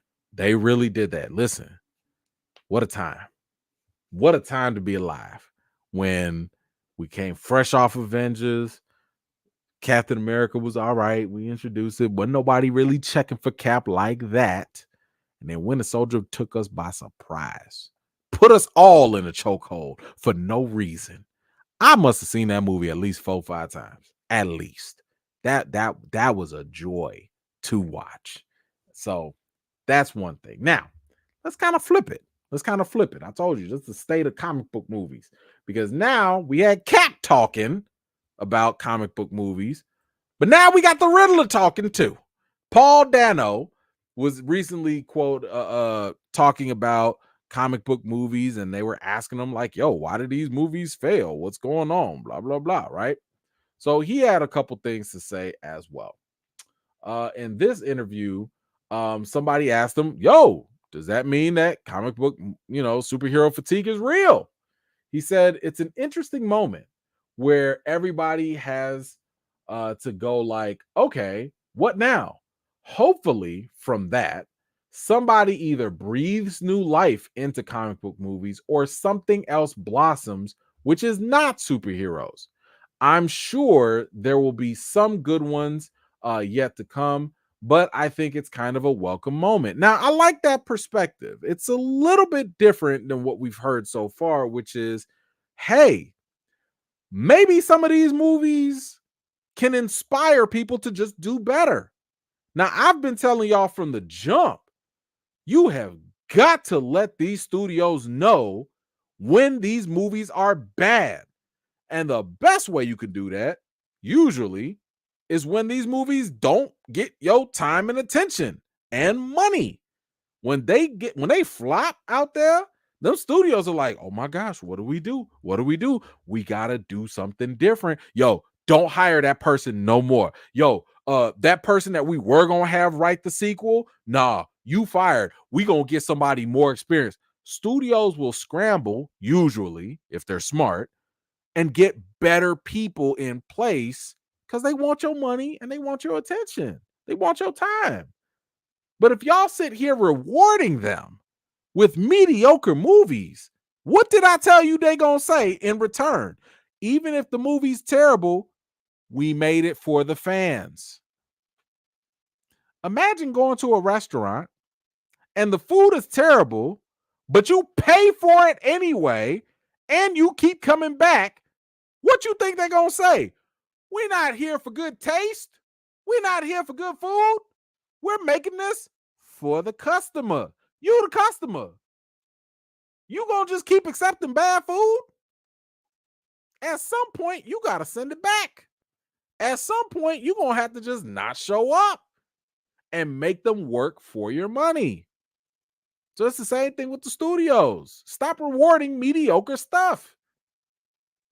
We're not going to creatively get any better because a lot of times, unfortunately, these studios will get too comfortable with the fact that we made our money. Oh, well, it doesn't matter if people didn't like it. We made our money. We made $1 billion. Run it back. That's not enough. It's not enough. So I like Dano's approach here in thinking that maybe when studios start to see these movies be so bad, they'll be like, you know what? We know comic book movies have $1 billion potential. Maybe we should try something different. Maybe we should put better people involved. Maybe we shouldn't just look at this and maybe we should look at that to get better. So I like that optimism. I do. He goes on to sit here and says, it's a larger thing too. As soon as the word content came into what we do, it meant quantity over quality, which I think is a big misstep. And I certainly don't need that as a viewer or as an artist. Now, I totally agree with him on this as well. And this, what he's talking about with content, that speaks to very similar to what we saw with what happened with Disney during the pandemic. Disney said, we got Disney Plus, we need more content. We need to just chuck out whatever, everything, anything. Let's go. Now, at first, that did sound cool to us because I was on that board too. I remember. I own that too. I said, oh man, Disney's putting all this money and all these resources to give us more Disney Plus shows, more movies, more streaming things. Let's go. The problem was we never considered how it would affect quality control. Because for 10 plus years, Marvel was only doing 2 or 3 movies a year. If that. If that. That gave them time to breathe. It gave us time to really sit and marinate with the movie. It gave them time to adjust. It gave them time to realize this worked. Uh-oh, people didn't like that. And we were able to change things up accordingly. But the moment things went for content and they just had to chuck stuff out, whoo, it got watered down very fast. And it just did not really work out very well. So I totally agree with Dano in that point that yes, once studios started to think of content rather than focusing on the quality of the product, things started to go downhill. Now they go on here and says, so why did the Batman not get affected by supposed superhero fatigue? And he says there are enough comic book movies where you just know what you're gonna get. Reading the script for the Batman, you knew it was a real film. Every sentence. That's just Matt Reeves. Now, hold on, wait a minute now. Now, I've already told y'all my thoughts on superhero fatigue. But just in case you're new and you don't know, let me reiterate the problem. There is no such thing as superhero fatigue.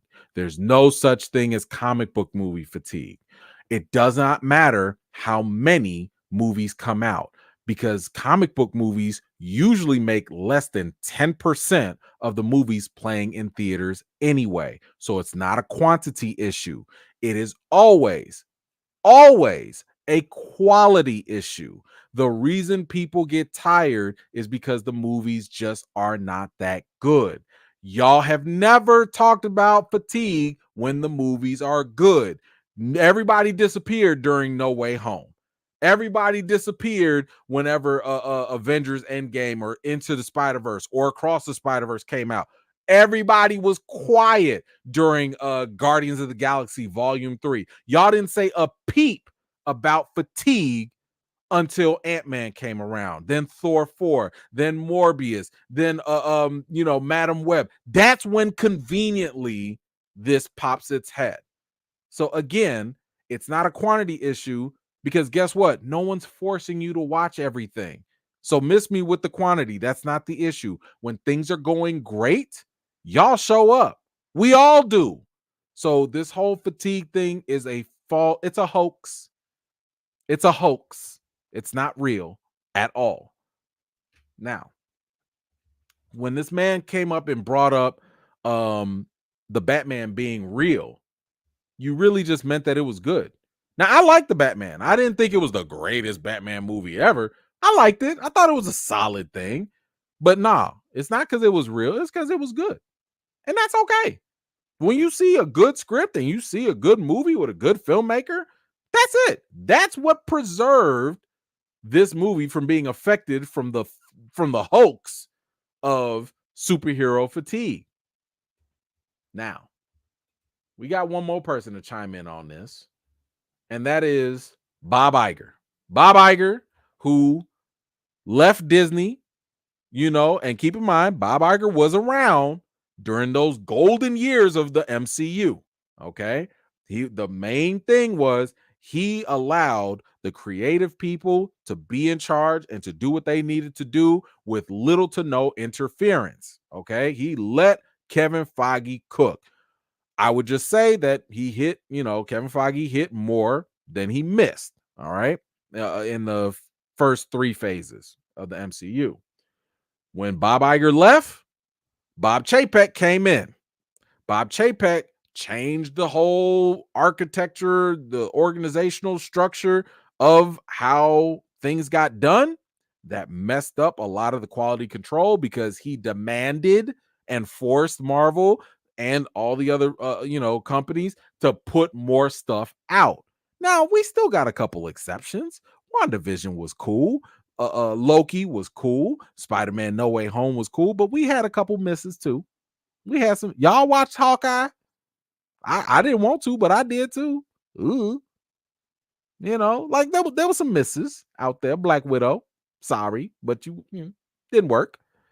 But either way, Bob Iger came back, and Bob Iger basically said, like, listen, now that I'm back in charge, he put Kevin Feige back kind of like at his position. He got rid of all those middlemen people or whatever. And he said, listen, the biggest problem that we have is that we was doing too much too fast, and we got to slow down. And he specifically talked about Marvel, right? And he was saying that, like, yo, we gonna slow down. Some things gonna work, some things not gonna work. We gonna have to reevaluate, and that's gonna be like their big change to help address the mediocrity of phase 4. Okay, so we've talked about multiple different changes that have happened. I have videos on my channel that you could definitely go refer to. We just talked about it a couple weeks ago. The small secret changes that Marvel was doing behind the scenes to fix things. But Bob Iger addressed a couple things here. Not only does he address the superhero fatigue and all that, but we also get some things here about the quiet canceled movies. So they're doing a lot of things behind the scenes here that are going to affect these things, right? So he says here about the cancellations, you have to kill things you no longer believe in. And that's not easy in this business because either you've gotten started, you have some sunk costs, or it's a relationship, but either your employees, or with the creative community. We've actually had those tough calls. We've not been that public about it, but we've killed a few projects already that we just didn't feel were strong enough. Wow. So this got me to thinking, what got canceled? Because, they haven't really been talking about a lot of things. Now, one thing we know, Thunderbolts is still happening. What else is it? Fantastic Four is clearly still happening. Now, I almost would have thought Blade would have been on that table because for all the delays Blade has gone through, it could have been an issue. But Blade is still happening. I put this out there and I'm gonna put it out there again. Hold on, let me get this out for y'all so y'all can, because I need this is the only evidence we got. There's only one thing so far that comes to mind that I'm still questioning about. And this is something that has been announced. It is something that has been confirmed, at least on Marvel's end, but I ain't heard a peep about this. Y'all let me know. What happened to Armor Wars? Y'all remember that? What happened to Armor Wars? This was supposed to be Rhodey's comeback. Rhodey was going to have this as a TV series. He was supposed to have this as a movie. This is the most official thing that we know about Armor Wars. That's it. Just that. That image. Listen, I went to Disney's website. This is the only official thing we know about Armor Wars is that the O is a little shiny. That's it. All you know is the O is lit up and a little shiny. Because outside of that,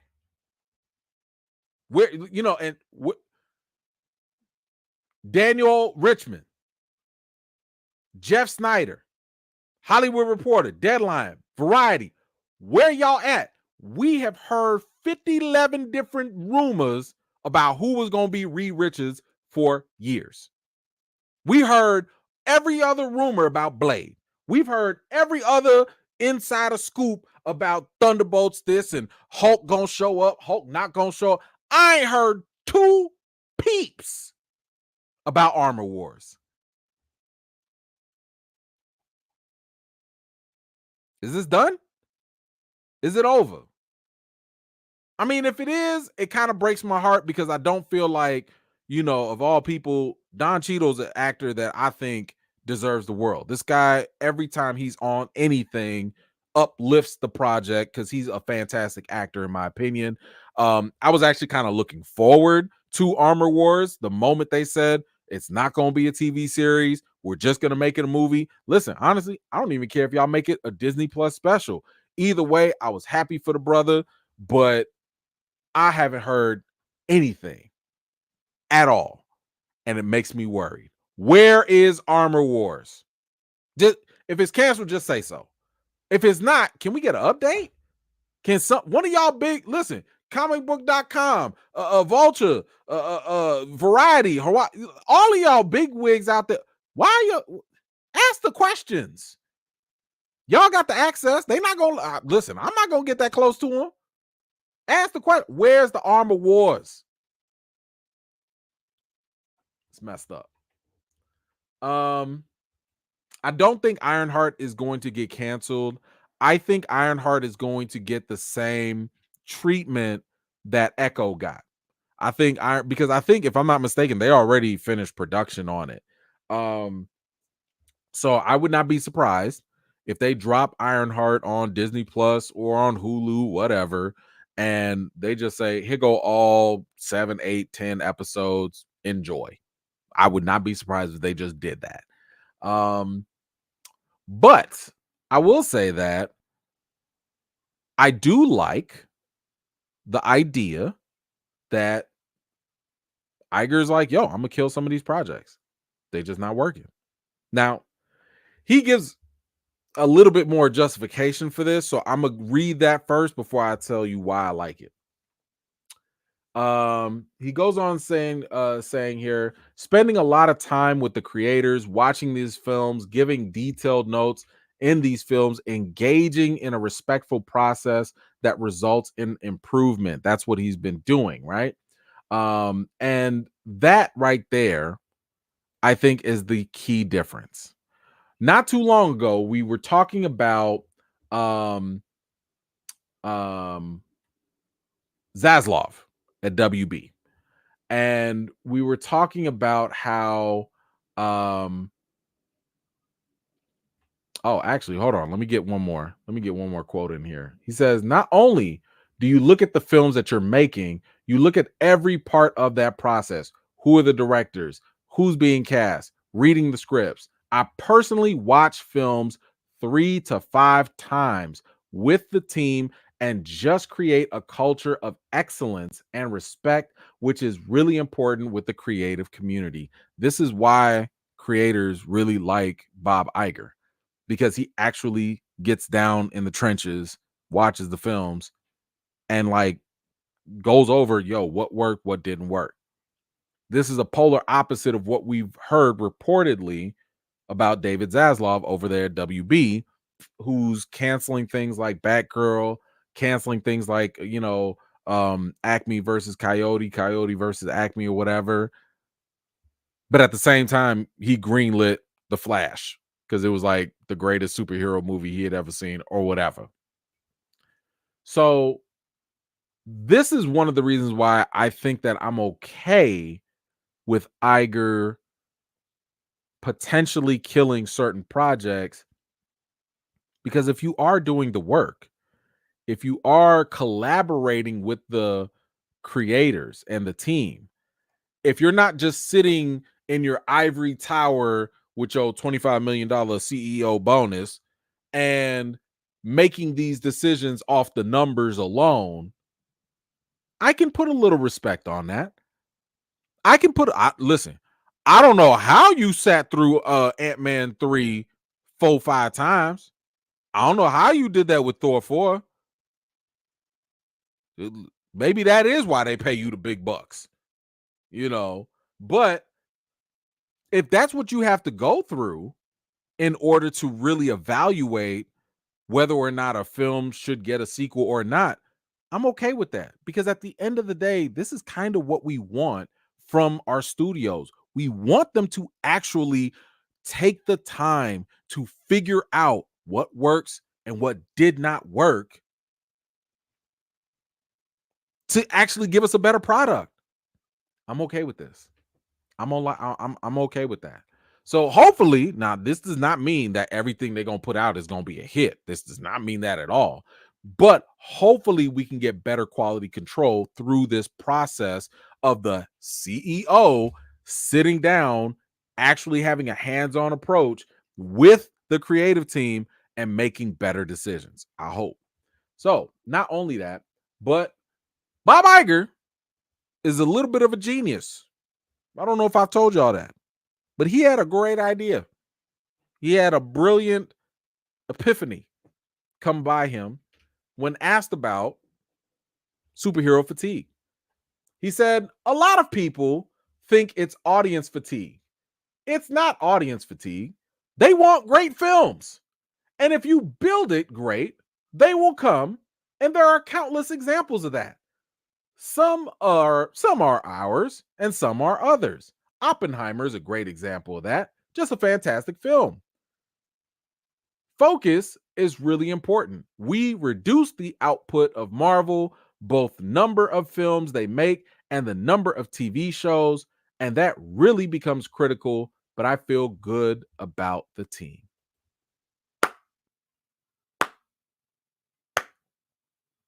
That man out here preaching. Crazy. This is brilliant. This is genius. Now, let me slow it down for some people now. If you make a great film, let me get Baptist preacher with y'all real quick. I say, if you make a great film, if you make the film great, you're gonna get the people to come out and watch a movie. Oh, somebody hear me today. If you make the movie great, the people will come and watch. Somebody hear me. Somebody. If you make great movies, people will come and watch the movies. Who knew? Who knew? So once again, this myth, this hoax that got y'all bamboozled, that got y'all gobsmacked. Did I use that right? Did I use? Some of y'all out there gobsmacked. I don't know. Superhero fatigue is not real. Stop using it. Stop saying it. It's not a thing. But if y'all make good movies, people will come out in droves. Woo, what a concept, boy. That's crazy. Hey! Anyway, what do y'all think about what Bob Iger is talking about, what Chris Evans is talking about, what Paul Dano's talking about?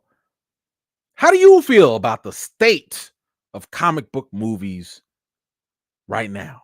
Now, I have already told y'all, whenever decisions are made for these studios, you usually have to wait a couple years before any change is apparent to us. So in other words, if they make a decision to, I don't know, change things up in 2022, we're not going to see those changes until maybe 2026. Usually it takes a couple years for those changes to happen. So we've talked about the changes with Daredevil. There might still be some parts of Daredevil that are not that great. We've heard some changes from Captain America 4. Maybe it'll be all right. Maybe it won't. But all I know is I'm not going to judge the state, at least of Marvel so far. I'm not going to judge the state of it until after these Avengers movies, because that's when I'll know When Marvel has slowed down, that's when I'll know Marvel has started to listen. They're not afraid to delay things just to make things better. So, all of phase 4, boo boo. We know that. Yes, it had a couple good things, but overall, gobsmacked. Outside of that, I'm waiting until 2026 to really evaluate. That's, you know what? That's when we're gonna have another state of the comic book movies. Somebody remind me in 2 years, we got to have another state of the comic book movies at that point. But right now, we got some work to do.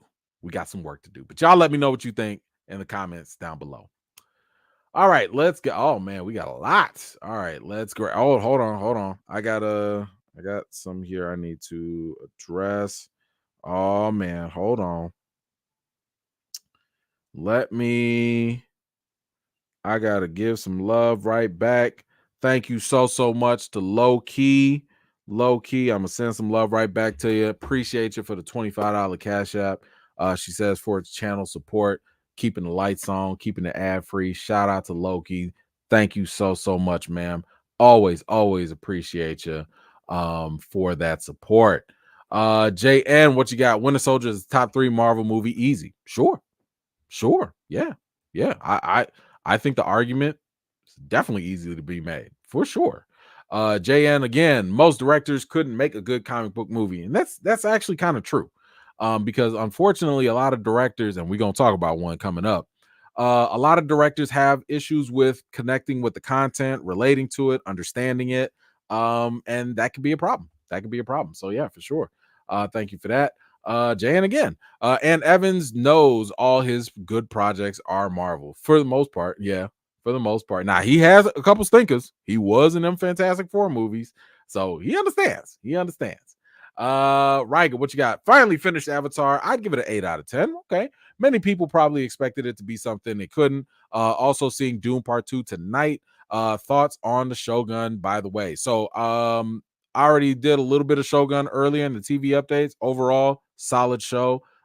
Actually, I think if you go to my last live, I put the timestamps in there. I think I did put my Shogun reaction on there. So overall, I do like it. Make sure if you are seeing Dune, I hope you're seeing it in IMAX or Dolby. Make sure, listen, that's an experience. So good luck to you. Let me know how you felt about Dune 2 when you see it. Thank you so much. JN, day one, one day, E-Man is gonna preach a sermon on quality. I might. Who knows? Tony, everything you said was spot on about fatigue. Thank you so much, Tony. I appreciate that. It means a lot. Y'all know that fatigue thing get on my nerves. It get on my nerves so bad. And I'm gonna troll them websites too when they don't talk about fatigue when Deadpool comes out. Just watch. You're not gonna see one lick of an article. Not one. Not one. JN, speaking of Disney, Disney is supposed to be moving forward with a live action Hercules starring Michael B. Jordan. Thoughts? I don't know anything about that.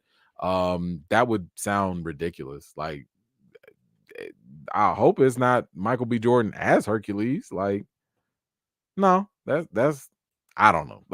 I don't even think I could comment on it because I don't even know if that's real. I haven't heard it. I know that they wanted to do a live action, but I didn't hear about Michael B. Jordan. But that would be silly if they made Hercules black. Like, that would just be dumb. He's Greek. That's listen, that's up there in the Europes and the Europeans, areas. Let them have their stuff. Okay. Let them. No, that would be a very bad move if that were even remotely true. JN E-Man preaching out the book of T'Challa. Listen, you already know. You already know. Sometimes we got to whip it out just in case. All right. Thank you so much for that. Appreciate you. All right. We got that. Did that. Okay, let's get on to dang, I thought I was gonna make it. I don't think I'm gonna make it. All right. I'm gonna go through this real quick. Let's go to Madam Web. So Madam Web, as you guys already know, wasn't the best of movies. Um, it had some difficulties. Um, you know, didn't really work for a lot of people. But yeah, Madam Web was it was an experience for some people, for sure. But here's oh no. Oh, I'm sorry. Give me a sec.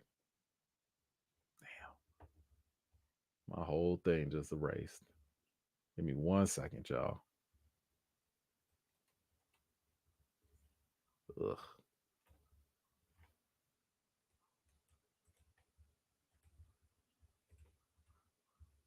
Sorry about that. I hit the wrong button and it erased everything. Ah, stupid.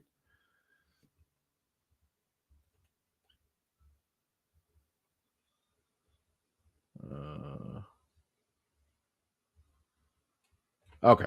All right. I'm just gonna have to wing this so we can go through this. Sorry about that. All right. Madam Web, not so great.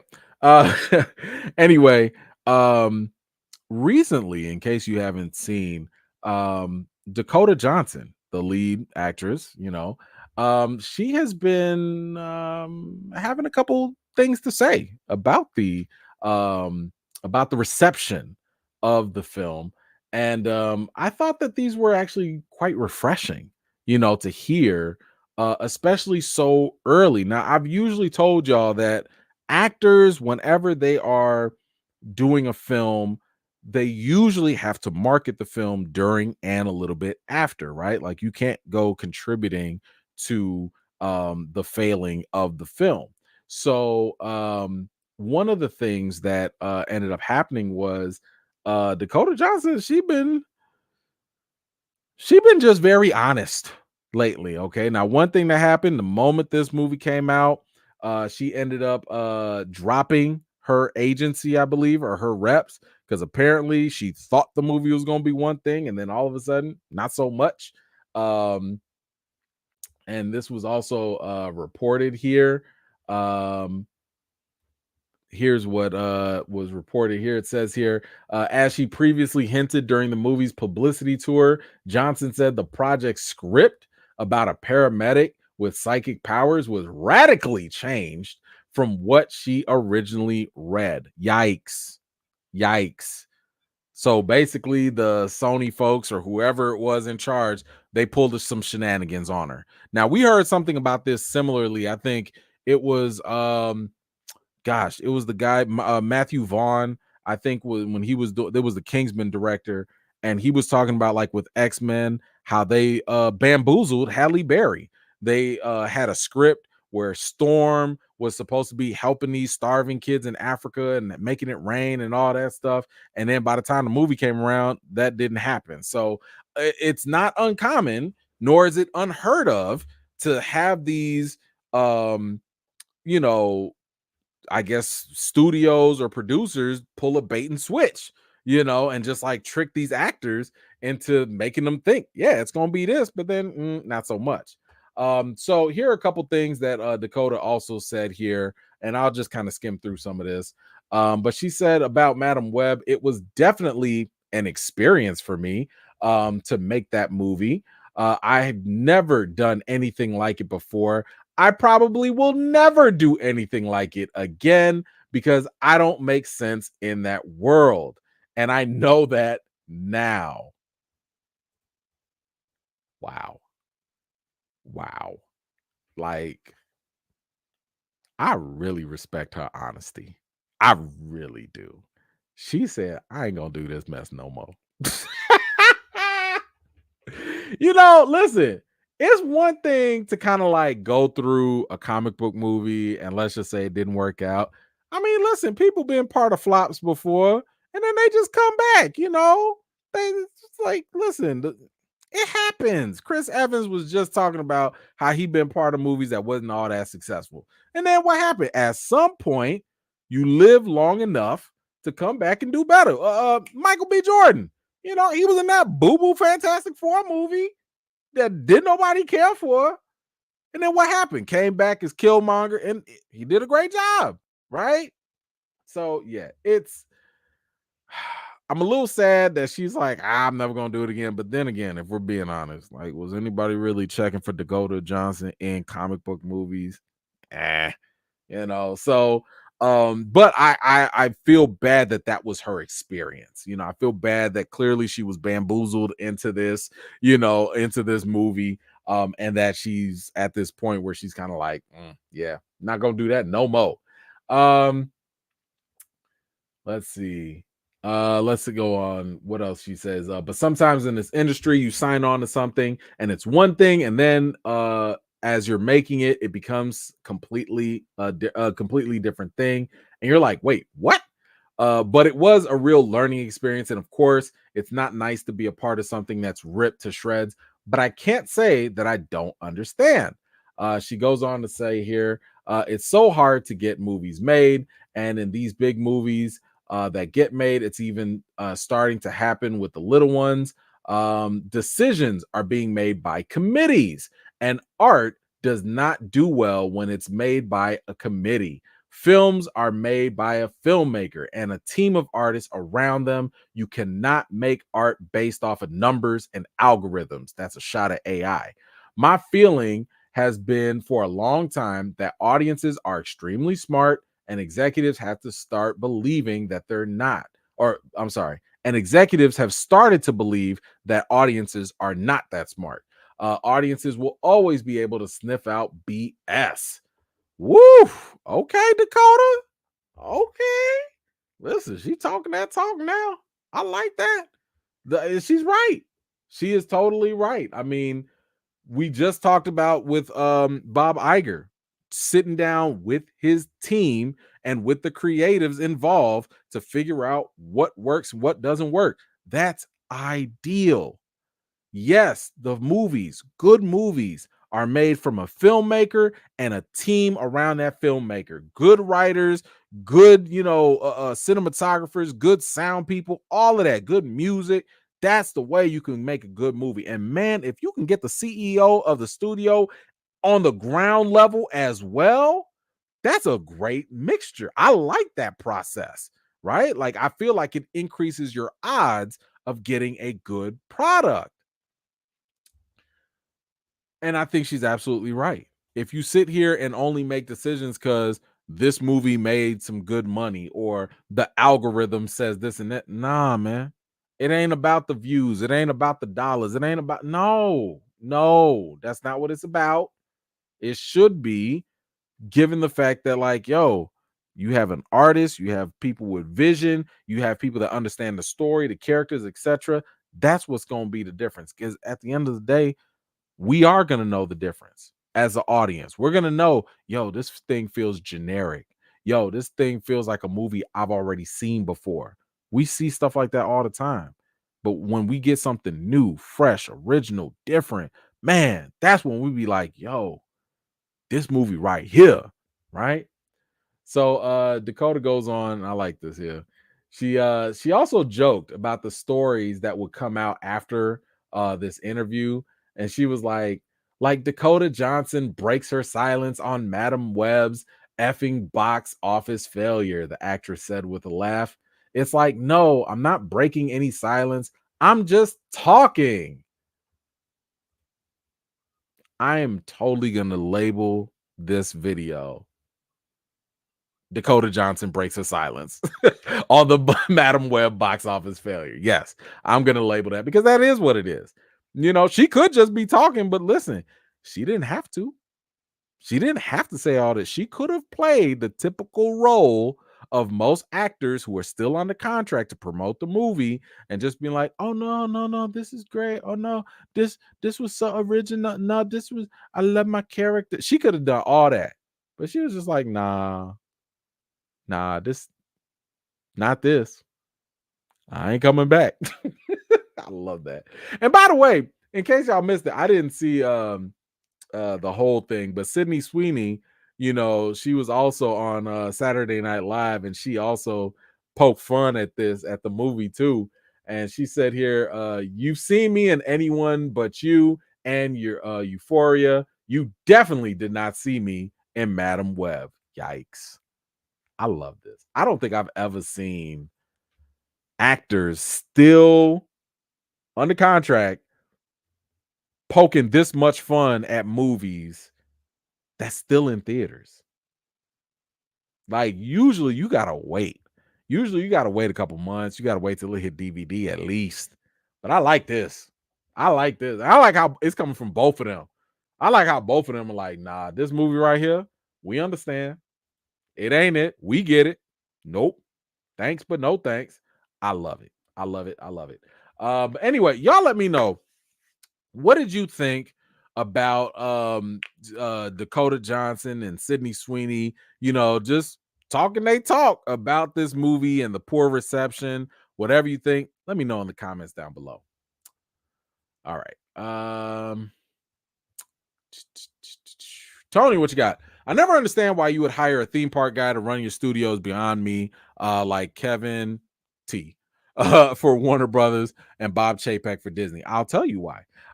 So we have to realize that Marvel Studios by itself, yes, it makes billions of dollars and all that stuff with the movies. But Marvel is not Disney's biggest moneymaker. You hire a theme park guy to run Disney because the theme parks make the most money for Disney. That's where the money resides.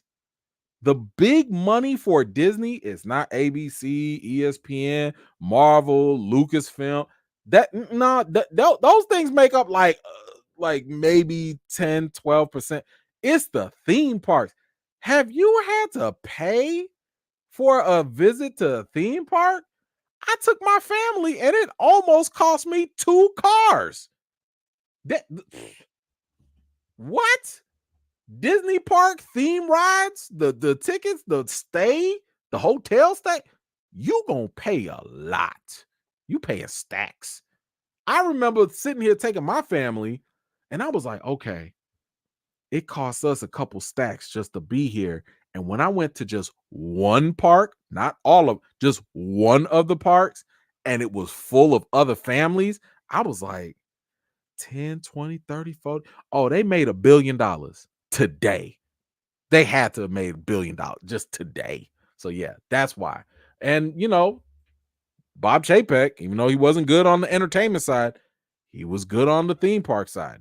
He was running it. So that's why they did it. It was a money decision.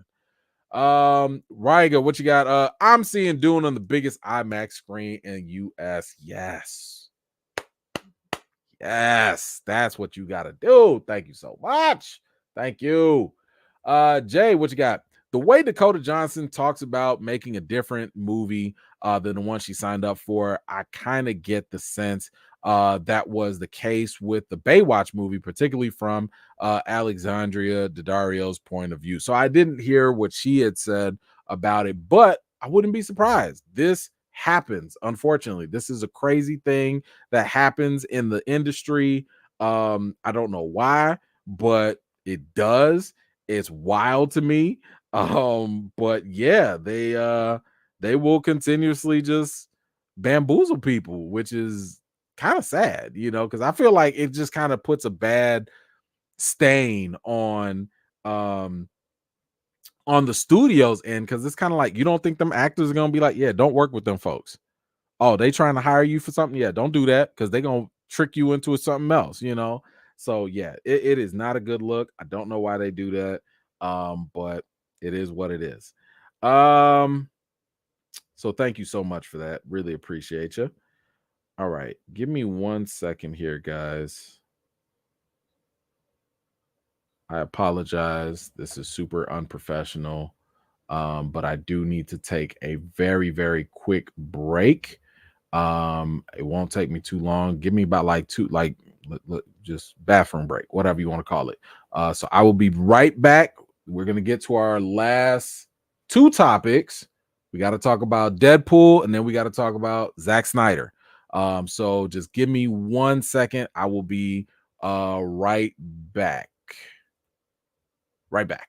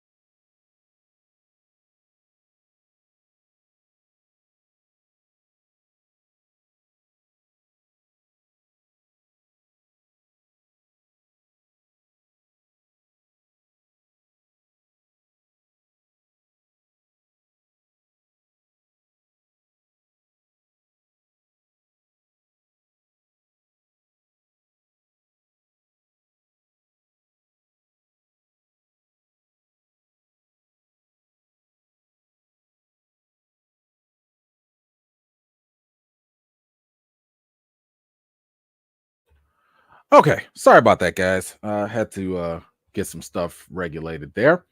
What did I say we were gonna do? What we gonna do first? Y'all want to do? You know what? Let's do Deadpool first. Let's do Deadpool. So let's get on this.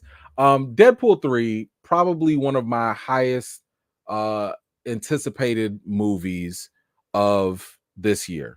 Um, and I cannot wait. We already know that it was announced that Hugh Jackman was going to come back, and this time he was going to play Wolverine. We've already seen the the leaks have been out there already. My man is coming back in the blue and yellow suit. The trailer, I believe, I want to say holds the record for one of the uh, highest viewed trailers like of all time. It's something crazy. So clearly, Deadpool 3 is going to be doing some business. Okay, it's going to be a big movie of the year. That, by the way, no one will talk about superhero fatigue. Not one. But we have an interview here, or at least some report from one of the characters. This is Karan Sani. I believe he played Dopender or Dopender. Here's his image, if y'all recall. So he played in the other Deadpool movies, and he had a nice little update that basically, kind of gives us an idea of what we can expect in Deadpool 3. So let's kind of go here and see what he had to say. Um, Now, one thing that he revealed was that getting Hugh Jackman had been in the works for a long time, way before that announcement came out. He said here, when we were making the second Deadpool movie, Ryan Reynolds was plotting back then. He said that Ryan Reynolds basically said, I'm sorry, he said, I remember him spilling that at lunch one day that he had started a conversation with Hugh Jackman.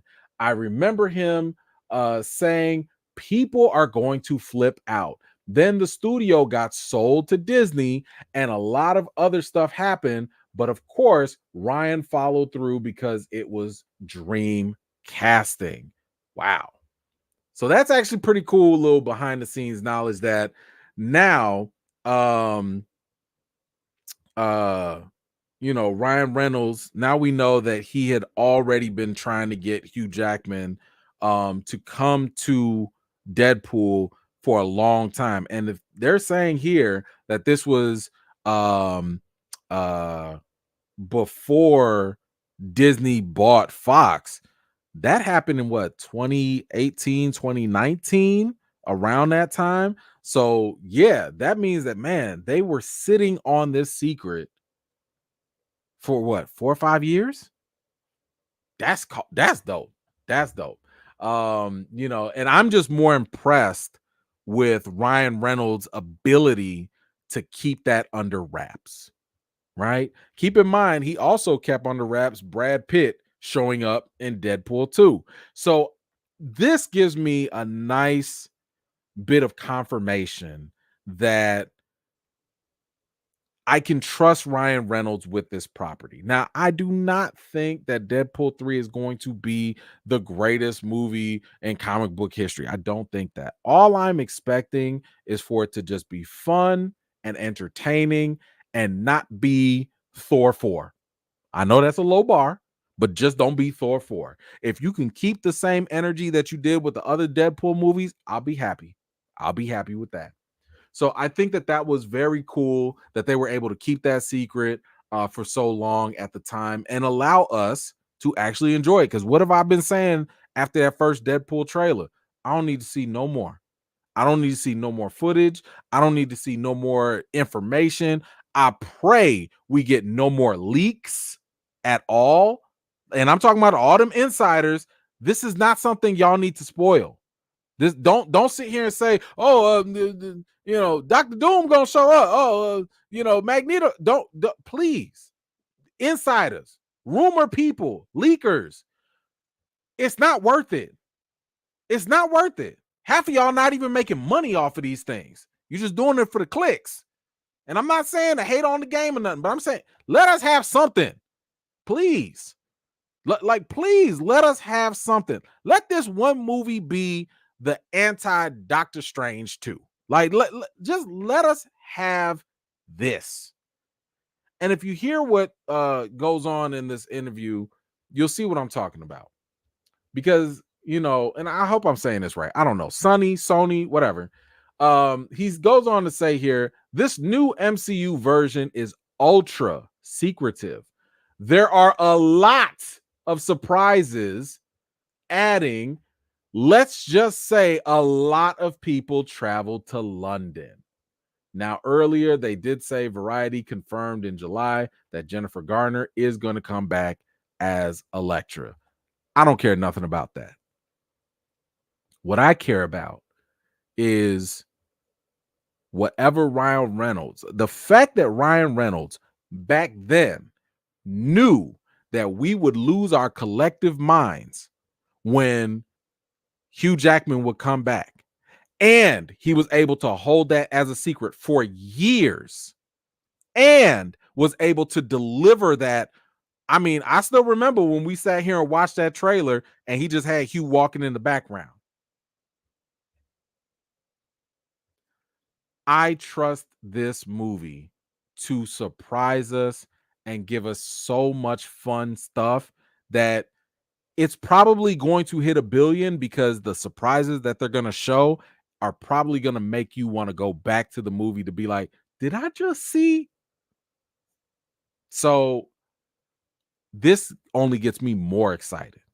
And again, please, whoever's out there, YouTube channel. Oh my God. First of all, let me just say that if you're a YouTube channel and you deal with rumors and stuff like that, listen, as one YouTuber to another, I'm not going to hate on your game, but I'm going to ask y'all this too. Do not put spoilery thumbnails and titles on your thumbnails. I know you want the clicks. I get it. Trust me, I do.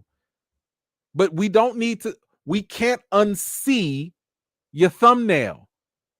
That has got to be an irritant I have with YouTube channels. It's fine if you want to talk about spoilers. You could do that on your video. You could tell people ahead of time. But if I'm scrolling, minding my own business, and I'm not checking for you, and all of a sudden you show up on my timeline, and then bam, your thumbnail is a huge spoiler, I got a problem with you.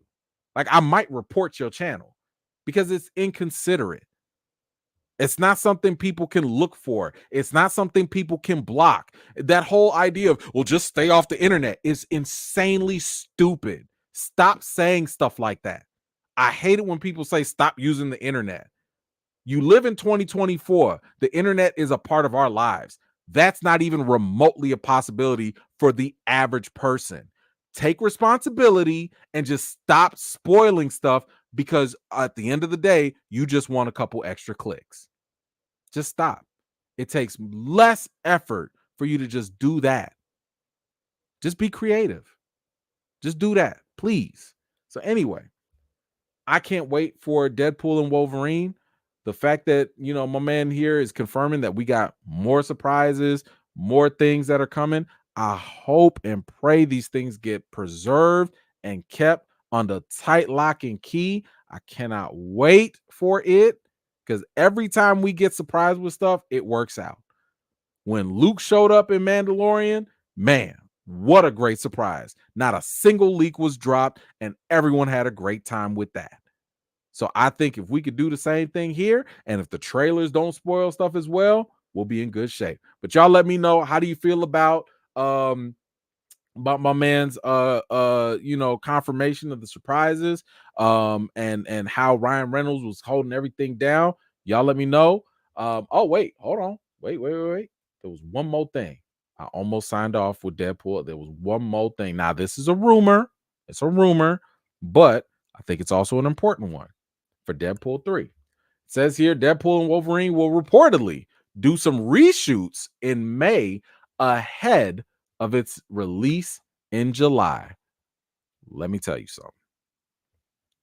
I think that is absolutely great news. That is fantastic news. Now, reshoots are something that are planned. Reshoots are something that we already know happen for almost most of these movies. But when I tell you a reshoot for a Deadpool movie, how critical that is, it's a beautiful thing. Why? Ryan Reynolds is already great at improv. Deadpool, being the character that he is, that breaks the fourth wall, I'm telling you, this is so important. When Deadpool breaks the fourth wall, he's talking to us in real time at that time when we're watching the movie. It is vitally important for Deadpool to talk to us about things that are current at that time. So if the movie's going to come out in July and you're going to do reshoots in May, but you've been shooting this movie since, I don't know, last year almost, that lets me know that the jokes are going to be fresher, the references are going to be more relevant, and that the things are going to be even funnier because y'all gonna make sure that whatever you're reshooting is going to connect with audiences. This couldn't be more critical and crucial for a Deadpool 3 movie. So this is just even more good news. If this rumor is true, it's getting me super excited. I already told y'all watch party is on deck. Okay, it is happening. Don't even fret. Like the Thursday before this movie comes out, that's when we gonna do this watch party. It's happening. If you coming out from out the state, whatever, just come on out. It's happening. Okay. Shoot. Anyway, y'all let me know, what do you think about all these surprises that are supposedly gonna happen? What do you think about the potential reshoots coming so close to the release of the film? Whatever you think, let me know in the comments down below. Oh, okay, Jay, thank you so much. Alexandra said that the Baywatch movie had a negative impact on her career. Dang. But she hasn't gone into specifics yet. I'm just speculating why. That is wild. So that's interesting because honestly, I never really saw Alexandra as kind of like, I mean, was she really like climbing the ladder like that? Like, now, let's be 100. Let's keep it very, very honest here. Alexandra is known for a couple of things. She has beautiful eyes and other things. I haven't really heard a lot of people say Alexandra Daddario's acting. That doesn't mean she's a bad actress. I'm not saying that. I'm just saying that's not what people lead with when they talk about her. Some people are asking who she is. You've seen her. She's just not, there's nothing really about her that says A-list actress. So I'm wondering like what got derailed. This is her right here. Like I said, look. She got look, she be just looking into your soul. She just looked straight into your soul. Probably snatched a couple souls just looking, So this is her, right? But let's be honest. There's a reason why they cast her in Baywatch. Okay. There are two good reasons why she's in Baywatch, whatever. But like I said, acting is not necessarily the number one thing that comes up when her name is brought up. It's not shade or anything like that. So I'm just curious as to what she thinks Baywatch was doing versus what trajectory she might have been taking anyway. I mean, you going from C list to B list? Like, what are we talking about? I don't know. But thank you so much, Jay. I appreciate you for bringing that up.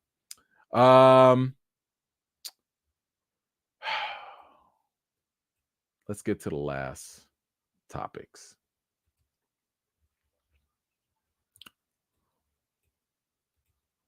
Before we get into our main topic tonight, I have to issue out this trigger alert. And this trigger alert is going to be for whoever it applies to. So if the shoe fits, there you have it. The following is going to be my opinion based on the commentary and the interview made about Zack Snyder. Zack Snyder recently did an interview, and I'm going to give my thoughts on that. The reason why I have to give this trigger warning is because there are some dedicated fans out there who will undoubtedly come onto my videos, and the moment they hear something not so good, they will automatically deem it as hate. So I'm letting you know right now, I am going to be critiquing Zack Snyder's commentary. My critique is not coming from a place of hatred. I fully acknowledge that there are other people online that actually just dislike Zack Snyder. I'm not one of those people. I actually like Zack Snyder in certain things. So, I'm letting you know right now, and I'm also going to say this very slowly. I, E-Man, no hate Zack Snyder. No hate Zack Snyder. Okay. My critiques on what he says might hurt you just a little bit. And if it does, I advise for you just to not watch past this moment. It's okay. We won't, it's fine. We're still cool. Okay. It's fine. But if you're going to get hurt, because I'm not going to be loving and lashing all over Zack Snyder, this might be the time for you to wash your hands, wash your butts, and I'll see y'all next week. Okay? All right, cool. I just want to make sure we're on the same page. All right? Because I care. I care about y'all. Now, let me tell y'all what Zack Snyder did. No, I'm just playing. Zack Snyder. Zack Snyder has been probably deemed as controversial to some degree. I would say he's very creative in his approach to certain films.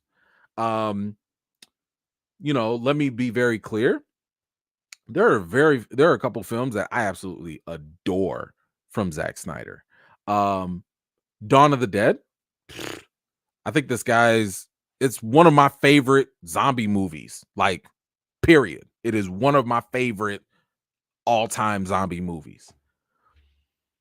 300, my gosh, 300 is excellent. Like, that's a movie you can rewatch over and over and over again. Okay. You don't think I was screaming out, "This is Sparta," for no random reason at all? Of course I was. Multiple times. Yes, I found somebody to kick. That's another story, though.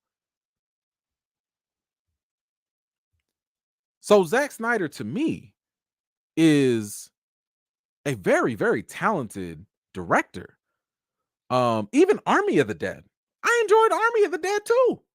I know some people didn't like it. Whatever. I liked it. I think Zack Snyder is incredibly talented, especially when it comes to his visual prowess. And what I did not know, because he had this interview with Joe Rogan, which, if you're interested, check it out. And one of the things that I liked learning about him in these interviews was that he was an artist. Like, that was his thing. Like, he went to school for art and stuff like that.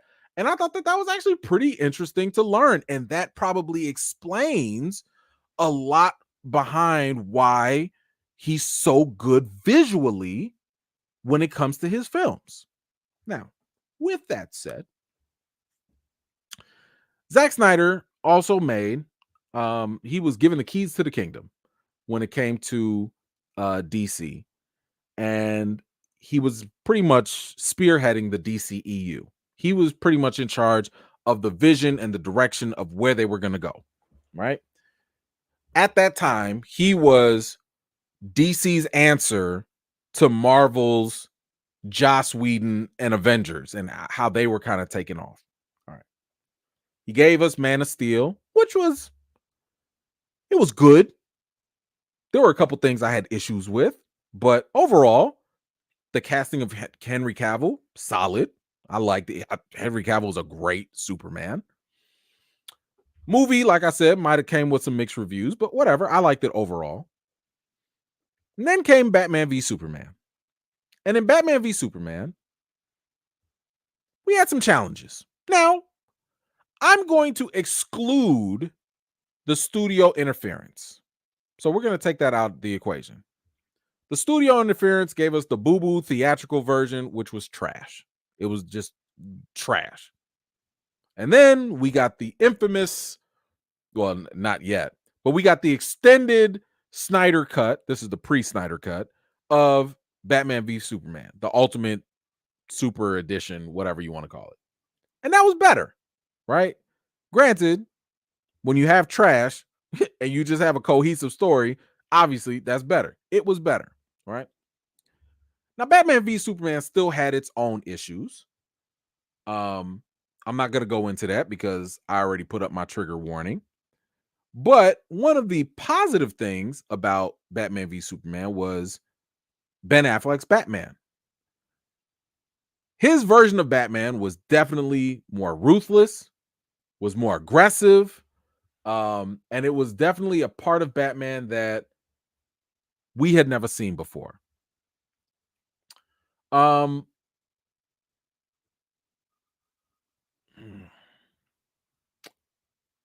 So in this interview, Zack Snyder was talking to Joe Rogan, and he was just kind of going back and forth about the comic book movies. And then, of course, Batman v Superman came up, and, Zack Snyder shared a couple thoughts. So I'm going to talk about some of the thoughts that he had about the reception he was getting as a director. And then I'm going to talk about his comments on Batman himself, right? Some of the more controversial stuff. So it says here, Snyder read one article that referred to him as a love him or hate him filmmaker. And Snyder went on to say this during the interview. I have no issue with you not liking the movie. That's not the question. Who cares? The thing is, like, you would personalize? You'd hate me because of it? I don't understand that. Allow me to help. So, in other words, Zack Snyder is confused. He was befuddled. He was a bit dumbfounded as to how it is audiences or critics or whoever would watch his movies and start to not like him or maybe even love him, right? Because he's like, why can't you just look at the movie? Why just judge the movie? Sir, that's not the way it works. And I'll give you a perfect example, a counter example. Tyler Perry. There are people that watch Tyler Perry movies because they really like his movies. They like his style. They like his presentation. They like the wigs. I don't know. I'm not one of those people, but they like that.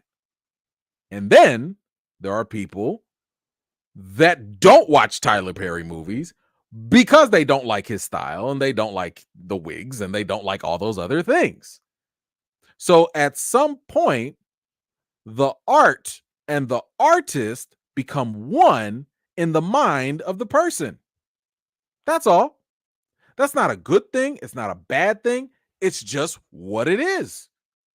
If I get to know your style, it's just like with Tarantino. I know that I like Tarantino's style. I like his delivery. I like what he does with his movies. I'm a Tarantino fan. Every one of his films have a very distinct style and almost accent where you're like, yeah, Tarantino did this. And that's fine. Some people don't like it. Some people don't like the heavy dialogue that he does. And some people, don't like all the cursing and the N-word bombs and stuff like that. And that's fine too.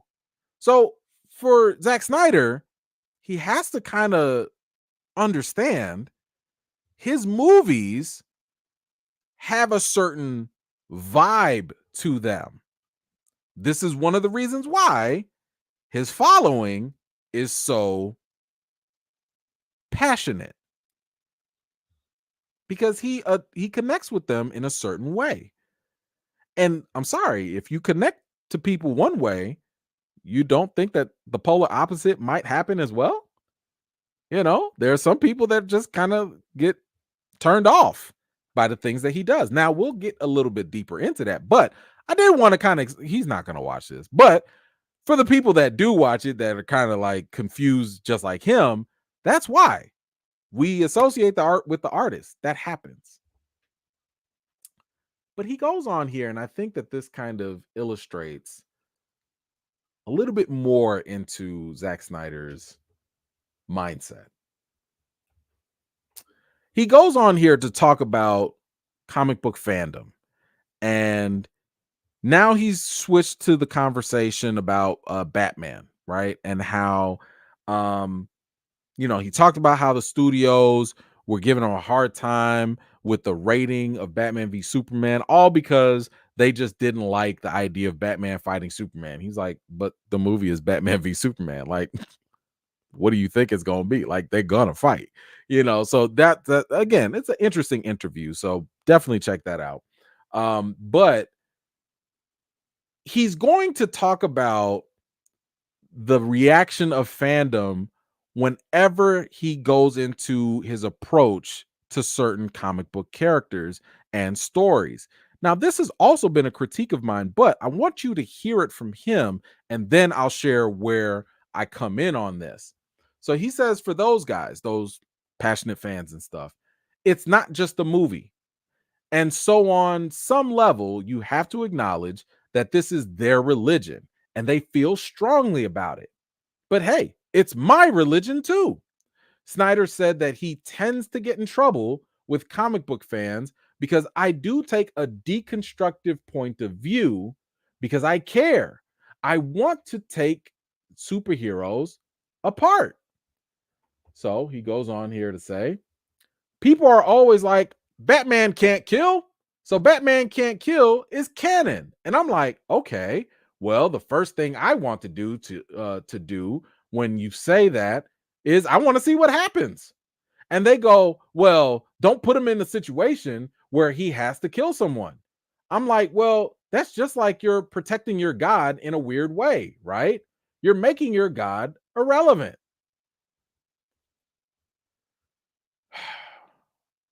Okay.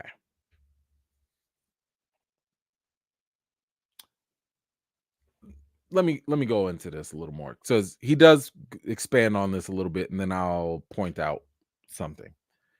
He said that fans often don't want to see their hero in a no-win situation because we don't want to see him lose. But that's not story he wants to bring to the screen. Snyder isn't interested in a superhero who has to maintain this godlike status. All right. Couple of things.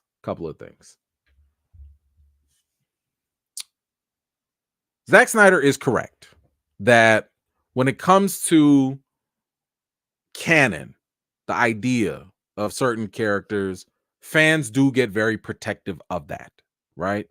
Now, this could be for a couple of different reasons. It could be because of legacy. It could be because maybe that's what people grew up with, or it could just be because it works, right? Like there's a certain appeal to a certain story that makes it canon, and we're okay with it because it ain't broke.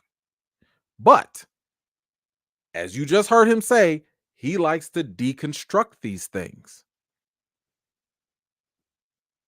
And yes, this is where he gets in trouble with his fans, with comic book fans.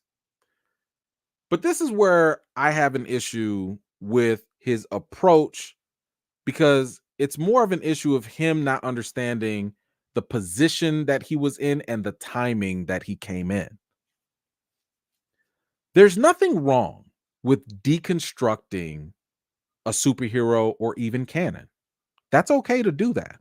The comic books do that all the time. The problem that I think Zack Snyder, so even with Batman killing, Batman has killed. There are comics where Batman has killed people before. That's not new. But this is, and I'm gonna talk about Batman first. Let's go to Batman first. The problem is not that, oh, Zack Snyder, you're having him kill people and that's a problem. That's not the issue. It really isn't. My issue with Zack Snyder's deconstructive approach to Batman specifically is Batman already got trauma. Batman already has problems. Batman is already nuts. Batman don't need more trauma to explain his character.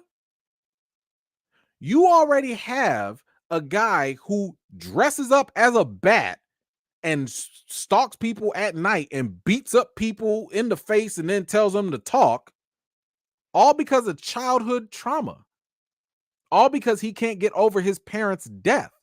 This guy walks around in the daytime as a playboy millionaire and walks around as a walking ninja bat at night. You don't have to give Batman more trauma, like killing people, or as he put it, a no-win situation. You don't have to do that. There's nothing, like, you already have enough to work with Batman. So that in itself, in my opinion, is Snyder doing the most when it was not necessary. Now, let's back that up. When he talks about having this deconstructionist type of mentality, he's right that yes, fans get protective of canon. But this is where the comic books differ, right? The comic books, they will give you things where heroes do things outside the norm. Look at Injustice. The Injustice series is where Superman, the Joker kills Lois Lane, Superman goes nuts, and listen, Superman kills the Joker. Superman does a lot of bad stuff. There's a lot of killing in that, okay? But here's the difference. The reason why the Injustice storyline works, the reason why the video games are popular, the reason why the comic book was great and all of that, they weren't really canon. And what I mean by that is we knew that this was an Elseworlds alternate story. We knew that this wasn't our Superman. This was a what if type of Superman in a what if alternate world. What Zack Snyder doesn't realize is that he tries to bring those alternate Elseworld stories into main continuity. That's like playing with fire. The comic books barely do that, because what ends up happening is when the comic books take those Injustice, Elseworld stories, that's the realm where you can play around with different things. You can experiment, you can try new things. And guess what? If it doesn't work, it's okay, because the canon is preserved. Nothing is going to happen to our Superman, because that crazy Injustice one, he over there. And here's the key difference. If something in that alternate world does work, and if it is successful, then you can conveniently include it into canon.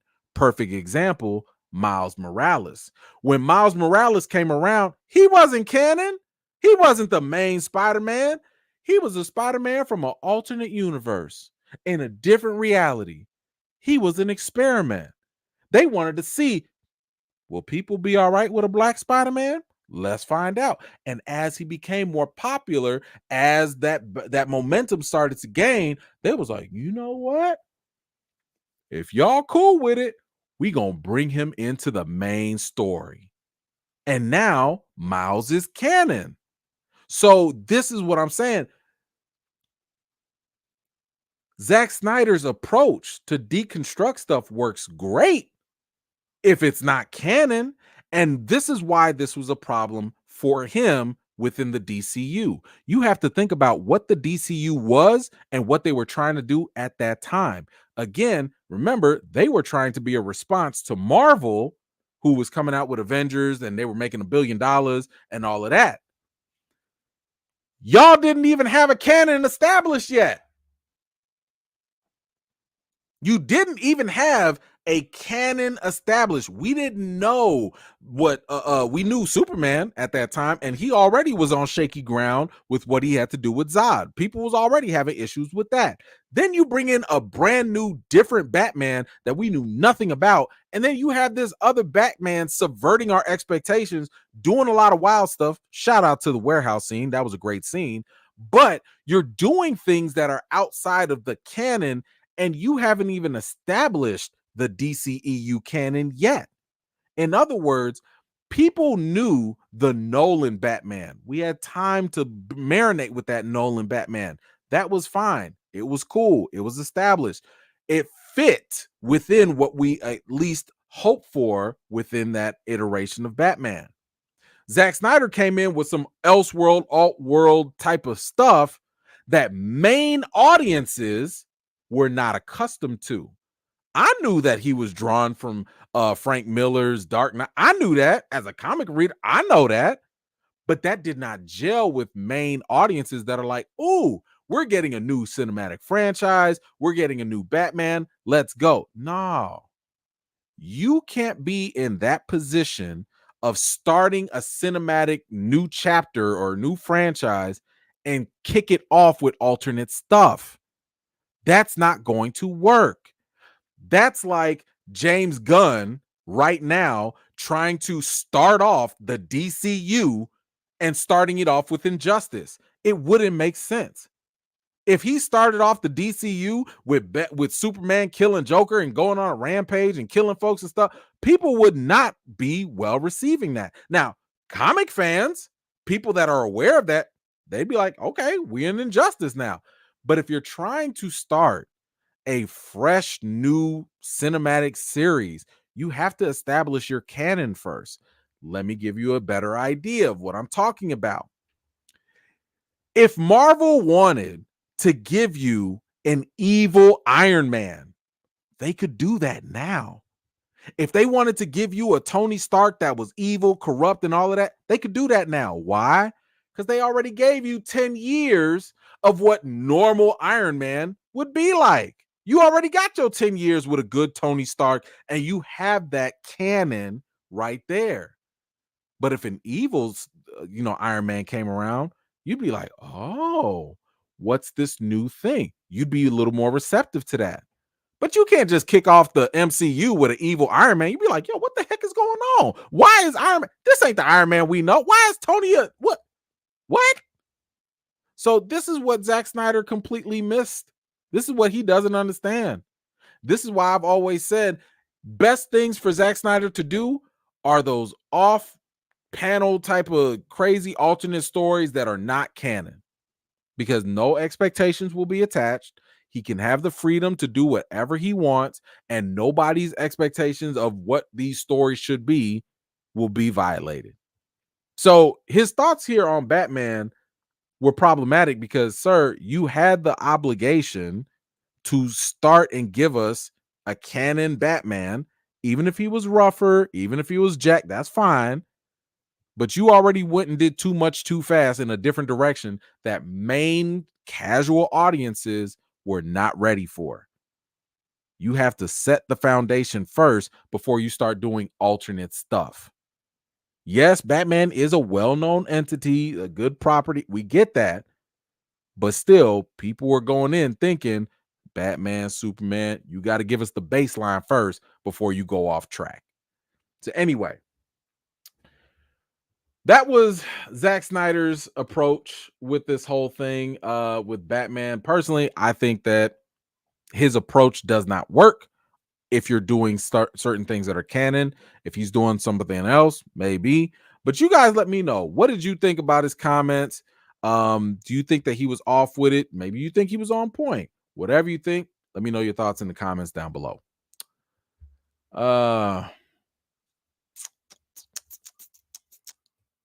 Didier, what you got? Why does Zach try to make Batman Rorschach with a cow? That's exactly what he did.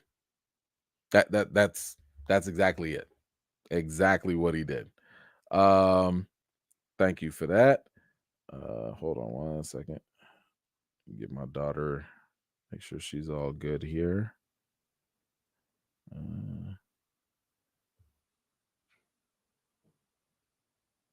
All right. Thank you for that. Jay, what you got? One last thing about Alexandra in Baywatch. She was the first actor announced after Rock and Efron, and her role was said to be the female lead. She was window dressing in the final product. Wow. Wow. Um, dang, that's messed up. That's messed up because that probably definitely could have helped her by trying to at least get more lead roles. But dang, that's messed up. Thank you for that information. Thank you. I did not follow that at all. I mean, I wasn't checking for the movie, so that's oof, wow. Thank you for that. Good stuff. Moshe, what you got? Snyder is a perfect example of someone who just read the cliff notes and not the entire body of work. So I'll slightly disagree. Um, because in Snyder's defense, he is a huge fan of these things too. He's a very big nerd of these things. I just don't think that he is in touch with the business side of these things in terms of the mainstream audiences. Now, we'll talk about more stuff with Rebel Moon in a little bit, but the more I listen to what he says, the more I'm like, all right, I get where you're coming from a creative perspective, but I really don't think you understand when it comes to mainstream or casual audiences. I don't think you get it. I think that you like being that outsider, and that's okay. It's okay for him to be an outsider and give us alternative things, but you can't be the franchise guy.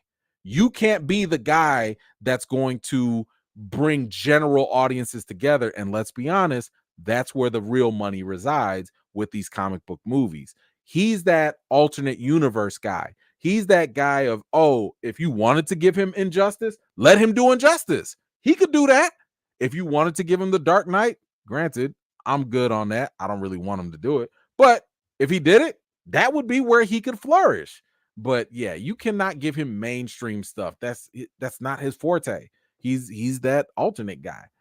Levri, thank you so much. You've nailed it. Him not even realizing or straight up not caring about the foundation of storytelling is mind-boggling to me. And part of it, I think, um, when I was listening to one of his interviews, and I was listening to him because keep in mind, Christopher Nolan was an executive producer also on the Batman v Superman, Justice League, all those things. I think Zach talks a good game.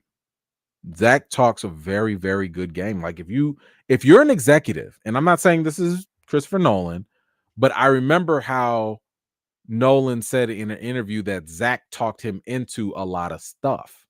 And I'm like, I hear Zach's passion, and I think that when you're in a room with maybe executives that might not know as much as you,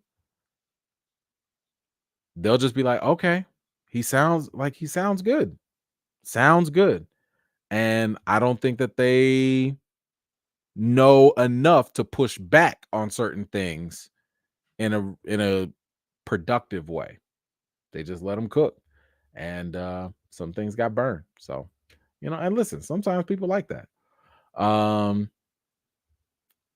let's see. All right, let's get to the last thing. Oh, last thing. Last one. Rebel Moon. So we know that Rebel Moon has some problems. Listen, unless you are the hardcorest of hardcore Snyder fans, a lot of people was not checking for Rebel Moon like that in terms of the reactions. And this is from fans and critics, by the way. Um, we do know that Snyder released the PG-13 version. So this is the heavily chopped up, edited version of the film. I already told y'all that this was not a good movie to me, and a lot of it had to do due to the editing. The editing was a huge problem that further compounded issues in the film for me. Um, Even with that said, it was also a little bit discouraging to know that when Netflix gave you this option to make this movie, that you decided to make these two different versions or whatever. I don't even care what the reasoning is. To be honest with you, it doesn't matter. To me, it still feels like a waste of my time as a viewer. Now, let me be very clear. I like where Snyder's approach was, which was like back in the day when you'd have home entertainment video, um, you would get something extra with those films, on the home entertainment media, and that would be really cool. I'm fine with that. So the director's cut stuff, it's fine to an extent. If you tell me that, hey, you're going to give me an alternate ending, hey, you're going to tweak some little things here and there, I'm cool with that. But this man is basically saying, like, yo, here's a chopped up, edited version that doesn't, by his own admission, by saying that the director's cut is better, you're telling me that this is a lesser film. Why are you showing me lesser product at all? Don't show me lesser product. Now, if you have two great products, now we can talk. But don't show me the lesser product. You're wasting my time. And this also made me basically a little bit more discouraged in watching the next one, because why would I want to reinvest more time? And by the way, there's another part to Rebel Moon. So now, if you happen to be one of those people that didn't like it, you potentially would have to rewatch the new unedited version, which is probably another 3 hours, and then watch another part two as well. Whew, man. So it's a lot. There's a lot. But now we actually have some information here about when the longer version, the director's cut, is actually going to come out. It says here Snyder confirmed the planned release window for the director's cuts of both Rebel Moon films, A Child of Fire and The Scargiver, saying that they will be available simultaneously this summer. He says, I think it's interesting because you'll get to see they reached like about an hour longer than the original, other than the PG-13 or whatever. So it would be nice to see the 6 hours together.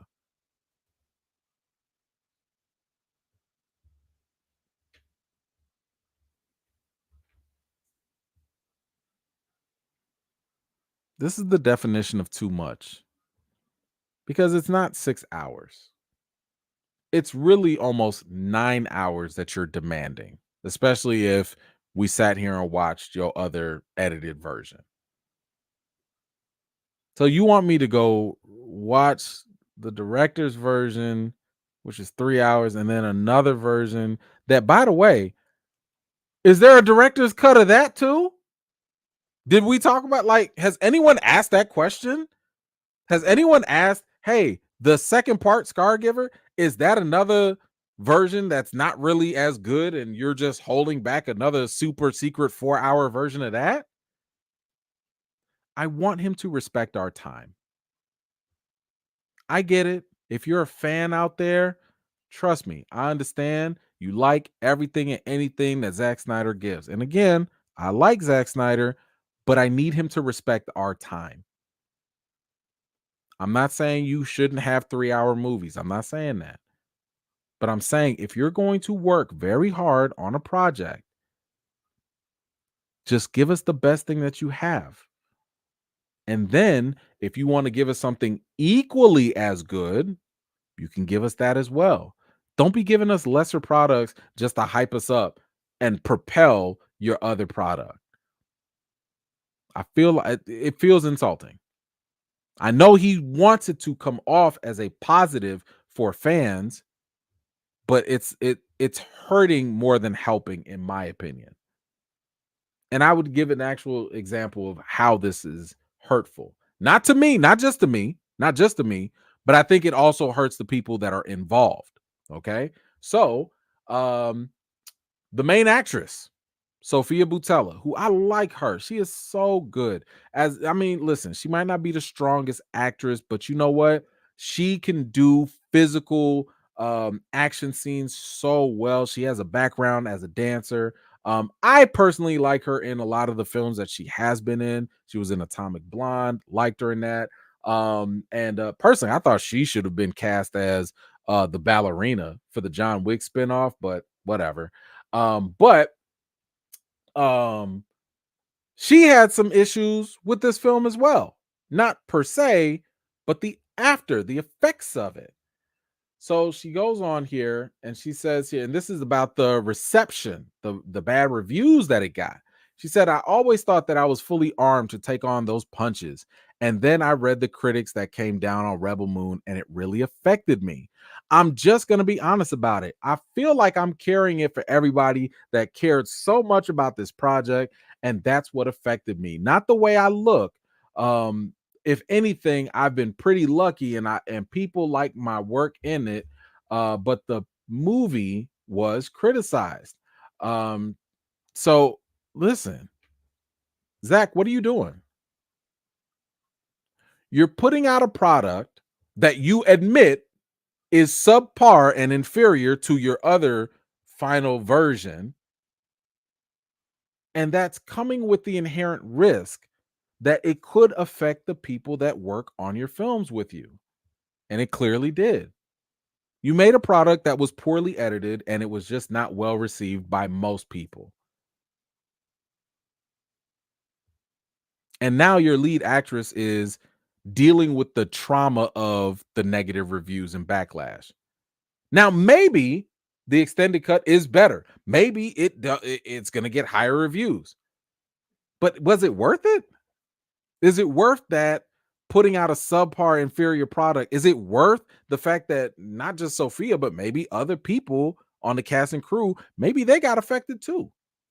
Maybe some other people in the cast and crew lost job opportunities because they just got attached to a movie that's getting a lot of negative press.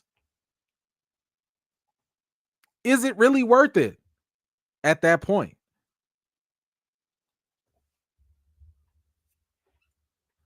She goes on to say, it really affected me for all those who put so much heart, tears, and sweat in this project. It's hard to see something being demolished to that extent. I'm proud to have been part of it, and if there is no more Rebel Moon, it will be very important. It will be a very important part of my life that I will defend forever. Sophia, Sophia, Sophia. Please don't do that. Don't do that. Don't do that. This ain't the hill you want to die on. This don't. You got a great career ahead of you. You are very talented. I see, your potential and all that. Don't make Rebel Moon your hill and die on this and defend it. Don't do that. Because for one, it's not your fault. It's not you didn't decide to put out the chopped up PG-13 version. You didn't do that. Now, we still have yet to see the other part and see if the other movies are good, but you should never go down with the ship on a bad movie. And here's the thing, and I get so annoyed by this. I'm so sick and tired of people talking about how hard movies are to make. We get it. We know it. All movies are hard. Everyone has challenges making movies.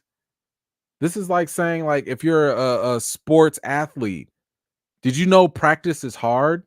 Did you know working out is hard? Did you know training is hard? We all know that y'all bust y'all butts to make these things. We understand that there are so many thankless nights and days that go into this. But we're not here to judge the process of filmmaking. Now, as a critic, I'm here to judge the end product. As fans and audiences, you're here to consume the end product. In other words, and I know this sounds harsh, we don't care how hard these movies we don't care how hard these movies are to make. At the end of the day, the average person that is paying for a movie ticket is not worried about how many hours did the cast and crew take. You know how I know that? Because a lot of times people get up and walk right out during the end credits. Y'all don't read all them names. Why would you care? You got what you came for. You paid for the movie. And I'm not trying to be crass about this. I'm just saying this is a reality. This is not something that people that consume this product really care about. So I feel bad for her. I feel bad that, she's had to succumb to this and have to deal with this because it's messed up and it could be avoidable. All of this could have been avoidable. But we got to get into some math, some Barbie math, because Zack Snyder in his interview was talking about Rebel Moon, and he also made a comparison to Barbie. And I want to give him his little due, give him his little moment here.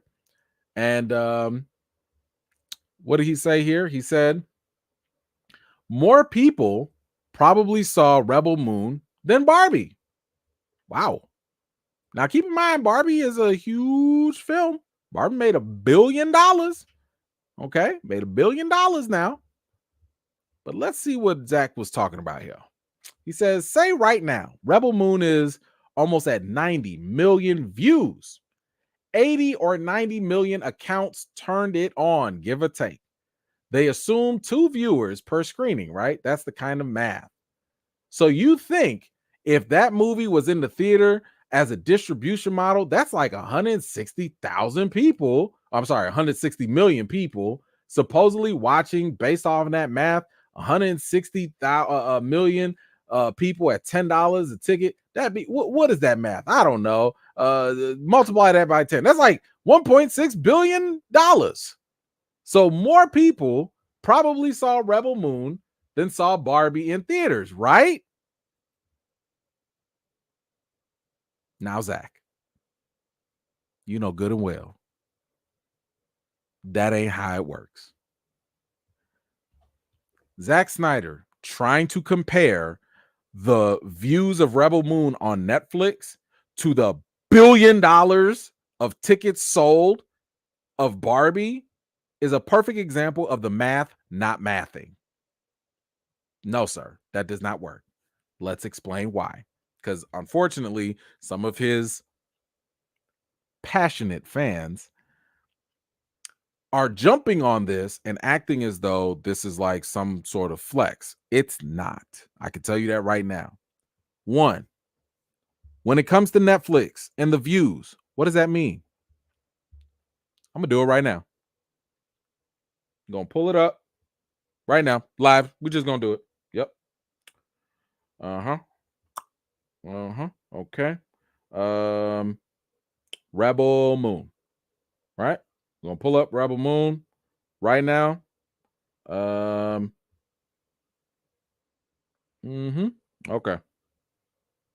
I am right now playing Rebel Moon on my phone. Okay? Rebel Moon. Y'all see it? Rebel Moon. Okay? It is playing. I just turned it off. That's a view. Did I watch Rebel Moon right now? That's a view.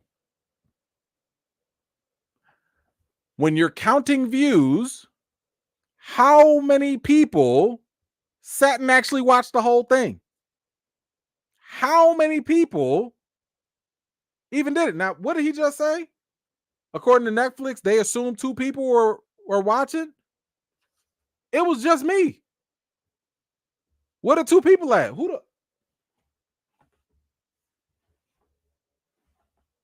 It was just me. So if it's just me, I just gave you a view in like 20 seconds. Do you think that that's really the same thing versus me getting up, getting dressed, driving somewhere, maybe paying for parking, buying a ticket for myself and possibly my wife or guest or whatever to go watch Barbie? Because the average person, if not most people, when they go watch a movie, they watch the whole thing. Versus, let me pick up my phone, let me turn on my TV, man, I don't need. How anybody even stayed awake? You know how many times things just start playing on my Netflix? I fell asleep, rolled over, accidentally hit the remote, and then boom, something just plays. Zach, this ain't it, bro. This ain't it. This ain't it. Don't do that math no more. Don't compare Netflix views with box office ticket sales that people got up and paid money for. Don't compare that no more. Okay? Please don't. Anyway, guys. Who said this? Somebody said you showed us the screen, so that's like 200 more views. According to Snyder math, I guess it is. Anyway, what do y'all think about this Rebel Moon situation? How do you feel about the actress getting, feeling very affected by the negative reviews? Do you subscribe to Zack Snyder's type of math? Does it make sense to you? I don't know. Maybe it does. Whatever you think, let me know your thoughts in the comments down below. Pull up. What you got? I'm finally here. Late. So we just need great writers and actors. Too many excuses for sending us crap. Freaking Fridays and recast the child and never give up. There you go. Thank you so much. And it is just that simple. It is just that simple. Get good quality people in the right place, and you're fine. You'll be fine. You might not hit every single time, but you'll get most. Thank you for that. LeVar, what you got? DC should create a new Batman villain after Snyder. Oh my God. A filmmaker who would stalk the Bat by creating scenarios they'd force Batman into killing villains while he'd film it for his personal collection. Hey. Hey.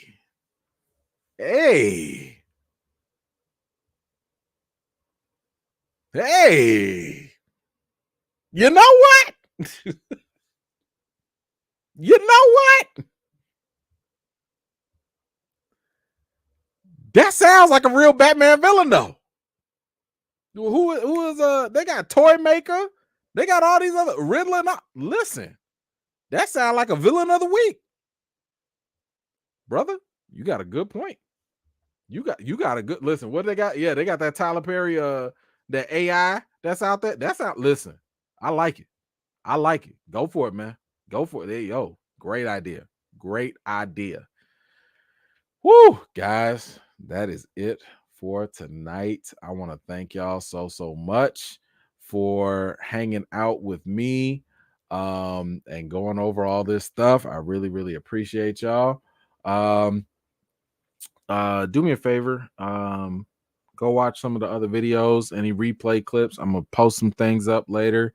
It does a great service to just watch the videos. Like I said, even if you don't watch them, that's okay. Put them in the background. It'll be fine. I'm great to fall asleep to. My wife tells me that all the time. Yeah. Anyway, thank you so much. I appreciate y'all. We will be back sometime next week.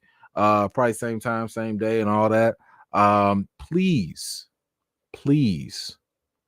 wash your hands and wash your butts and do not catch the flux. Please, I beg of y'all. Until next time, I'll see y'all next week. All right, peace.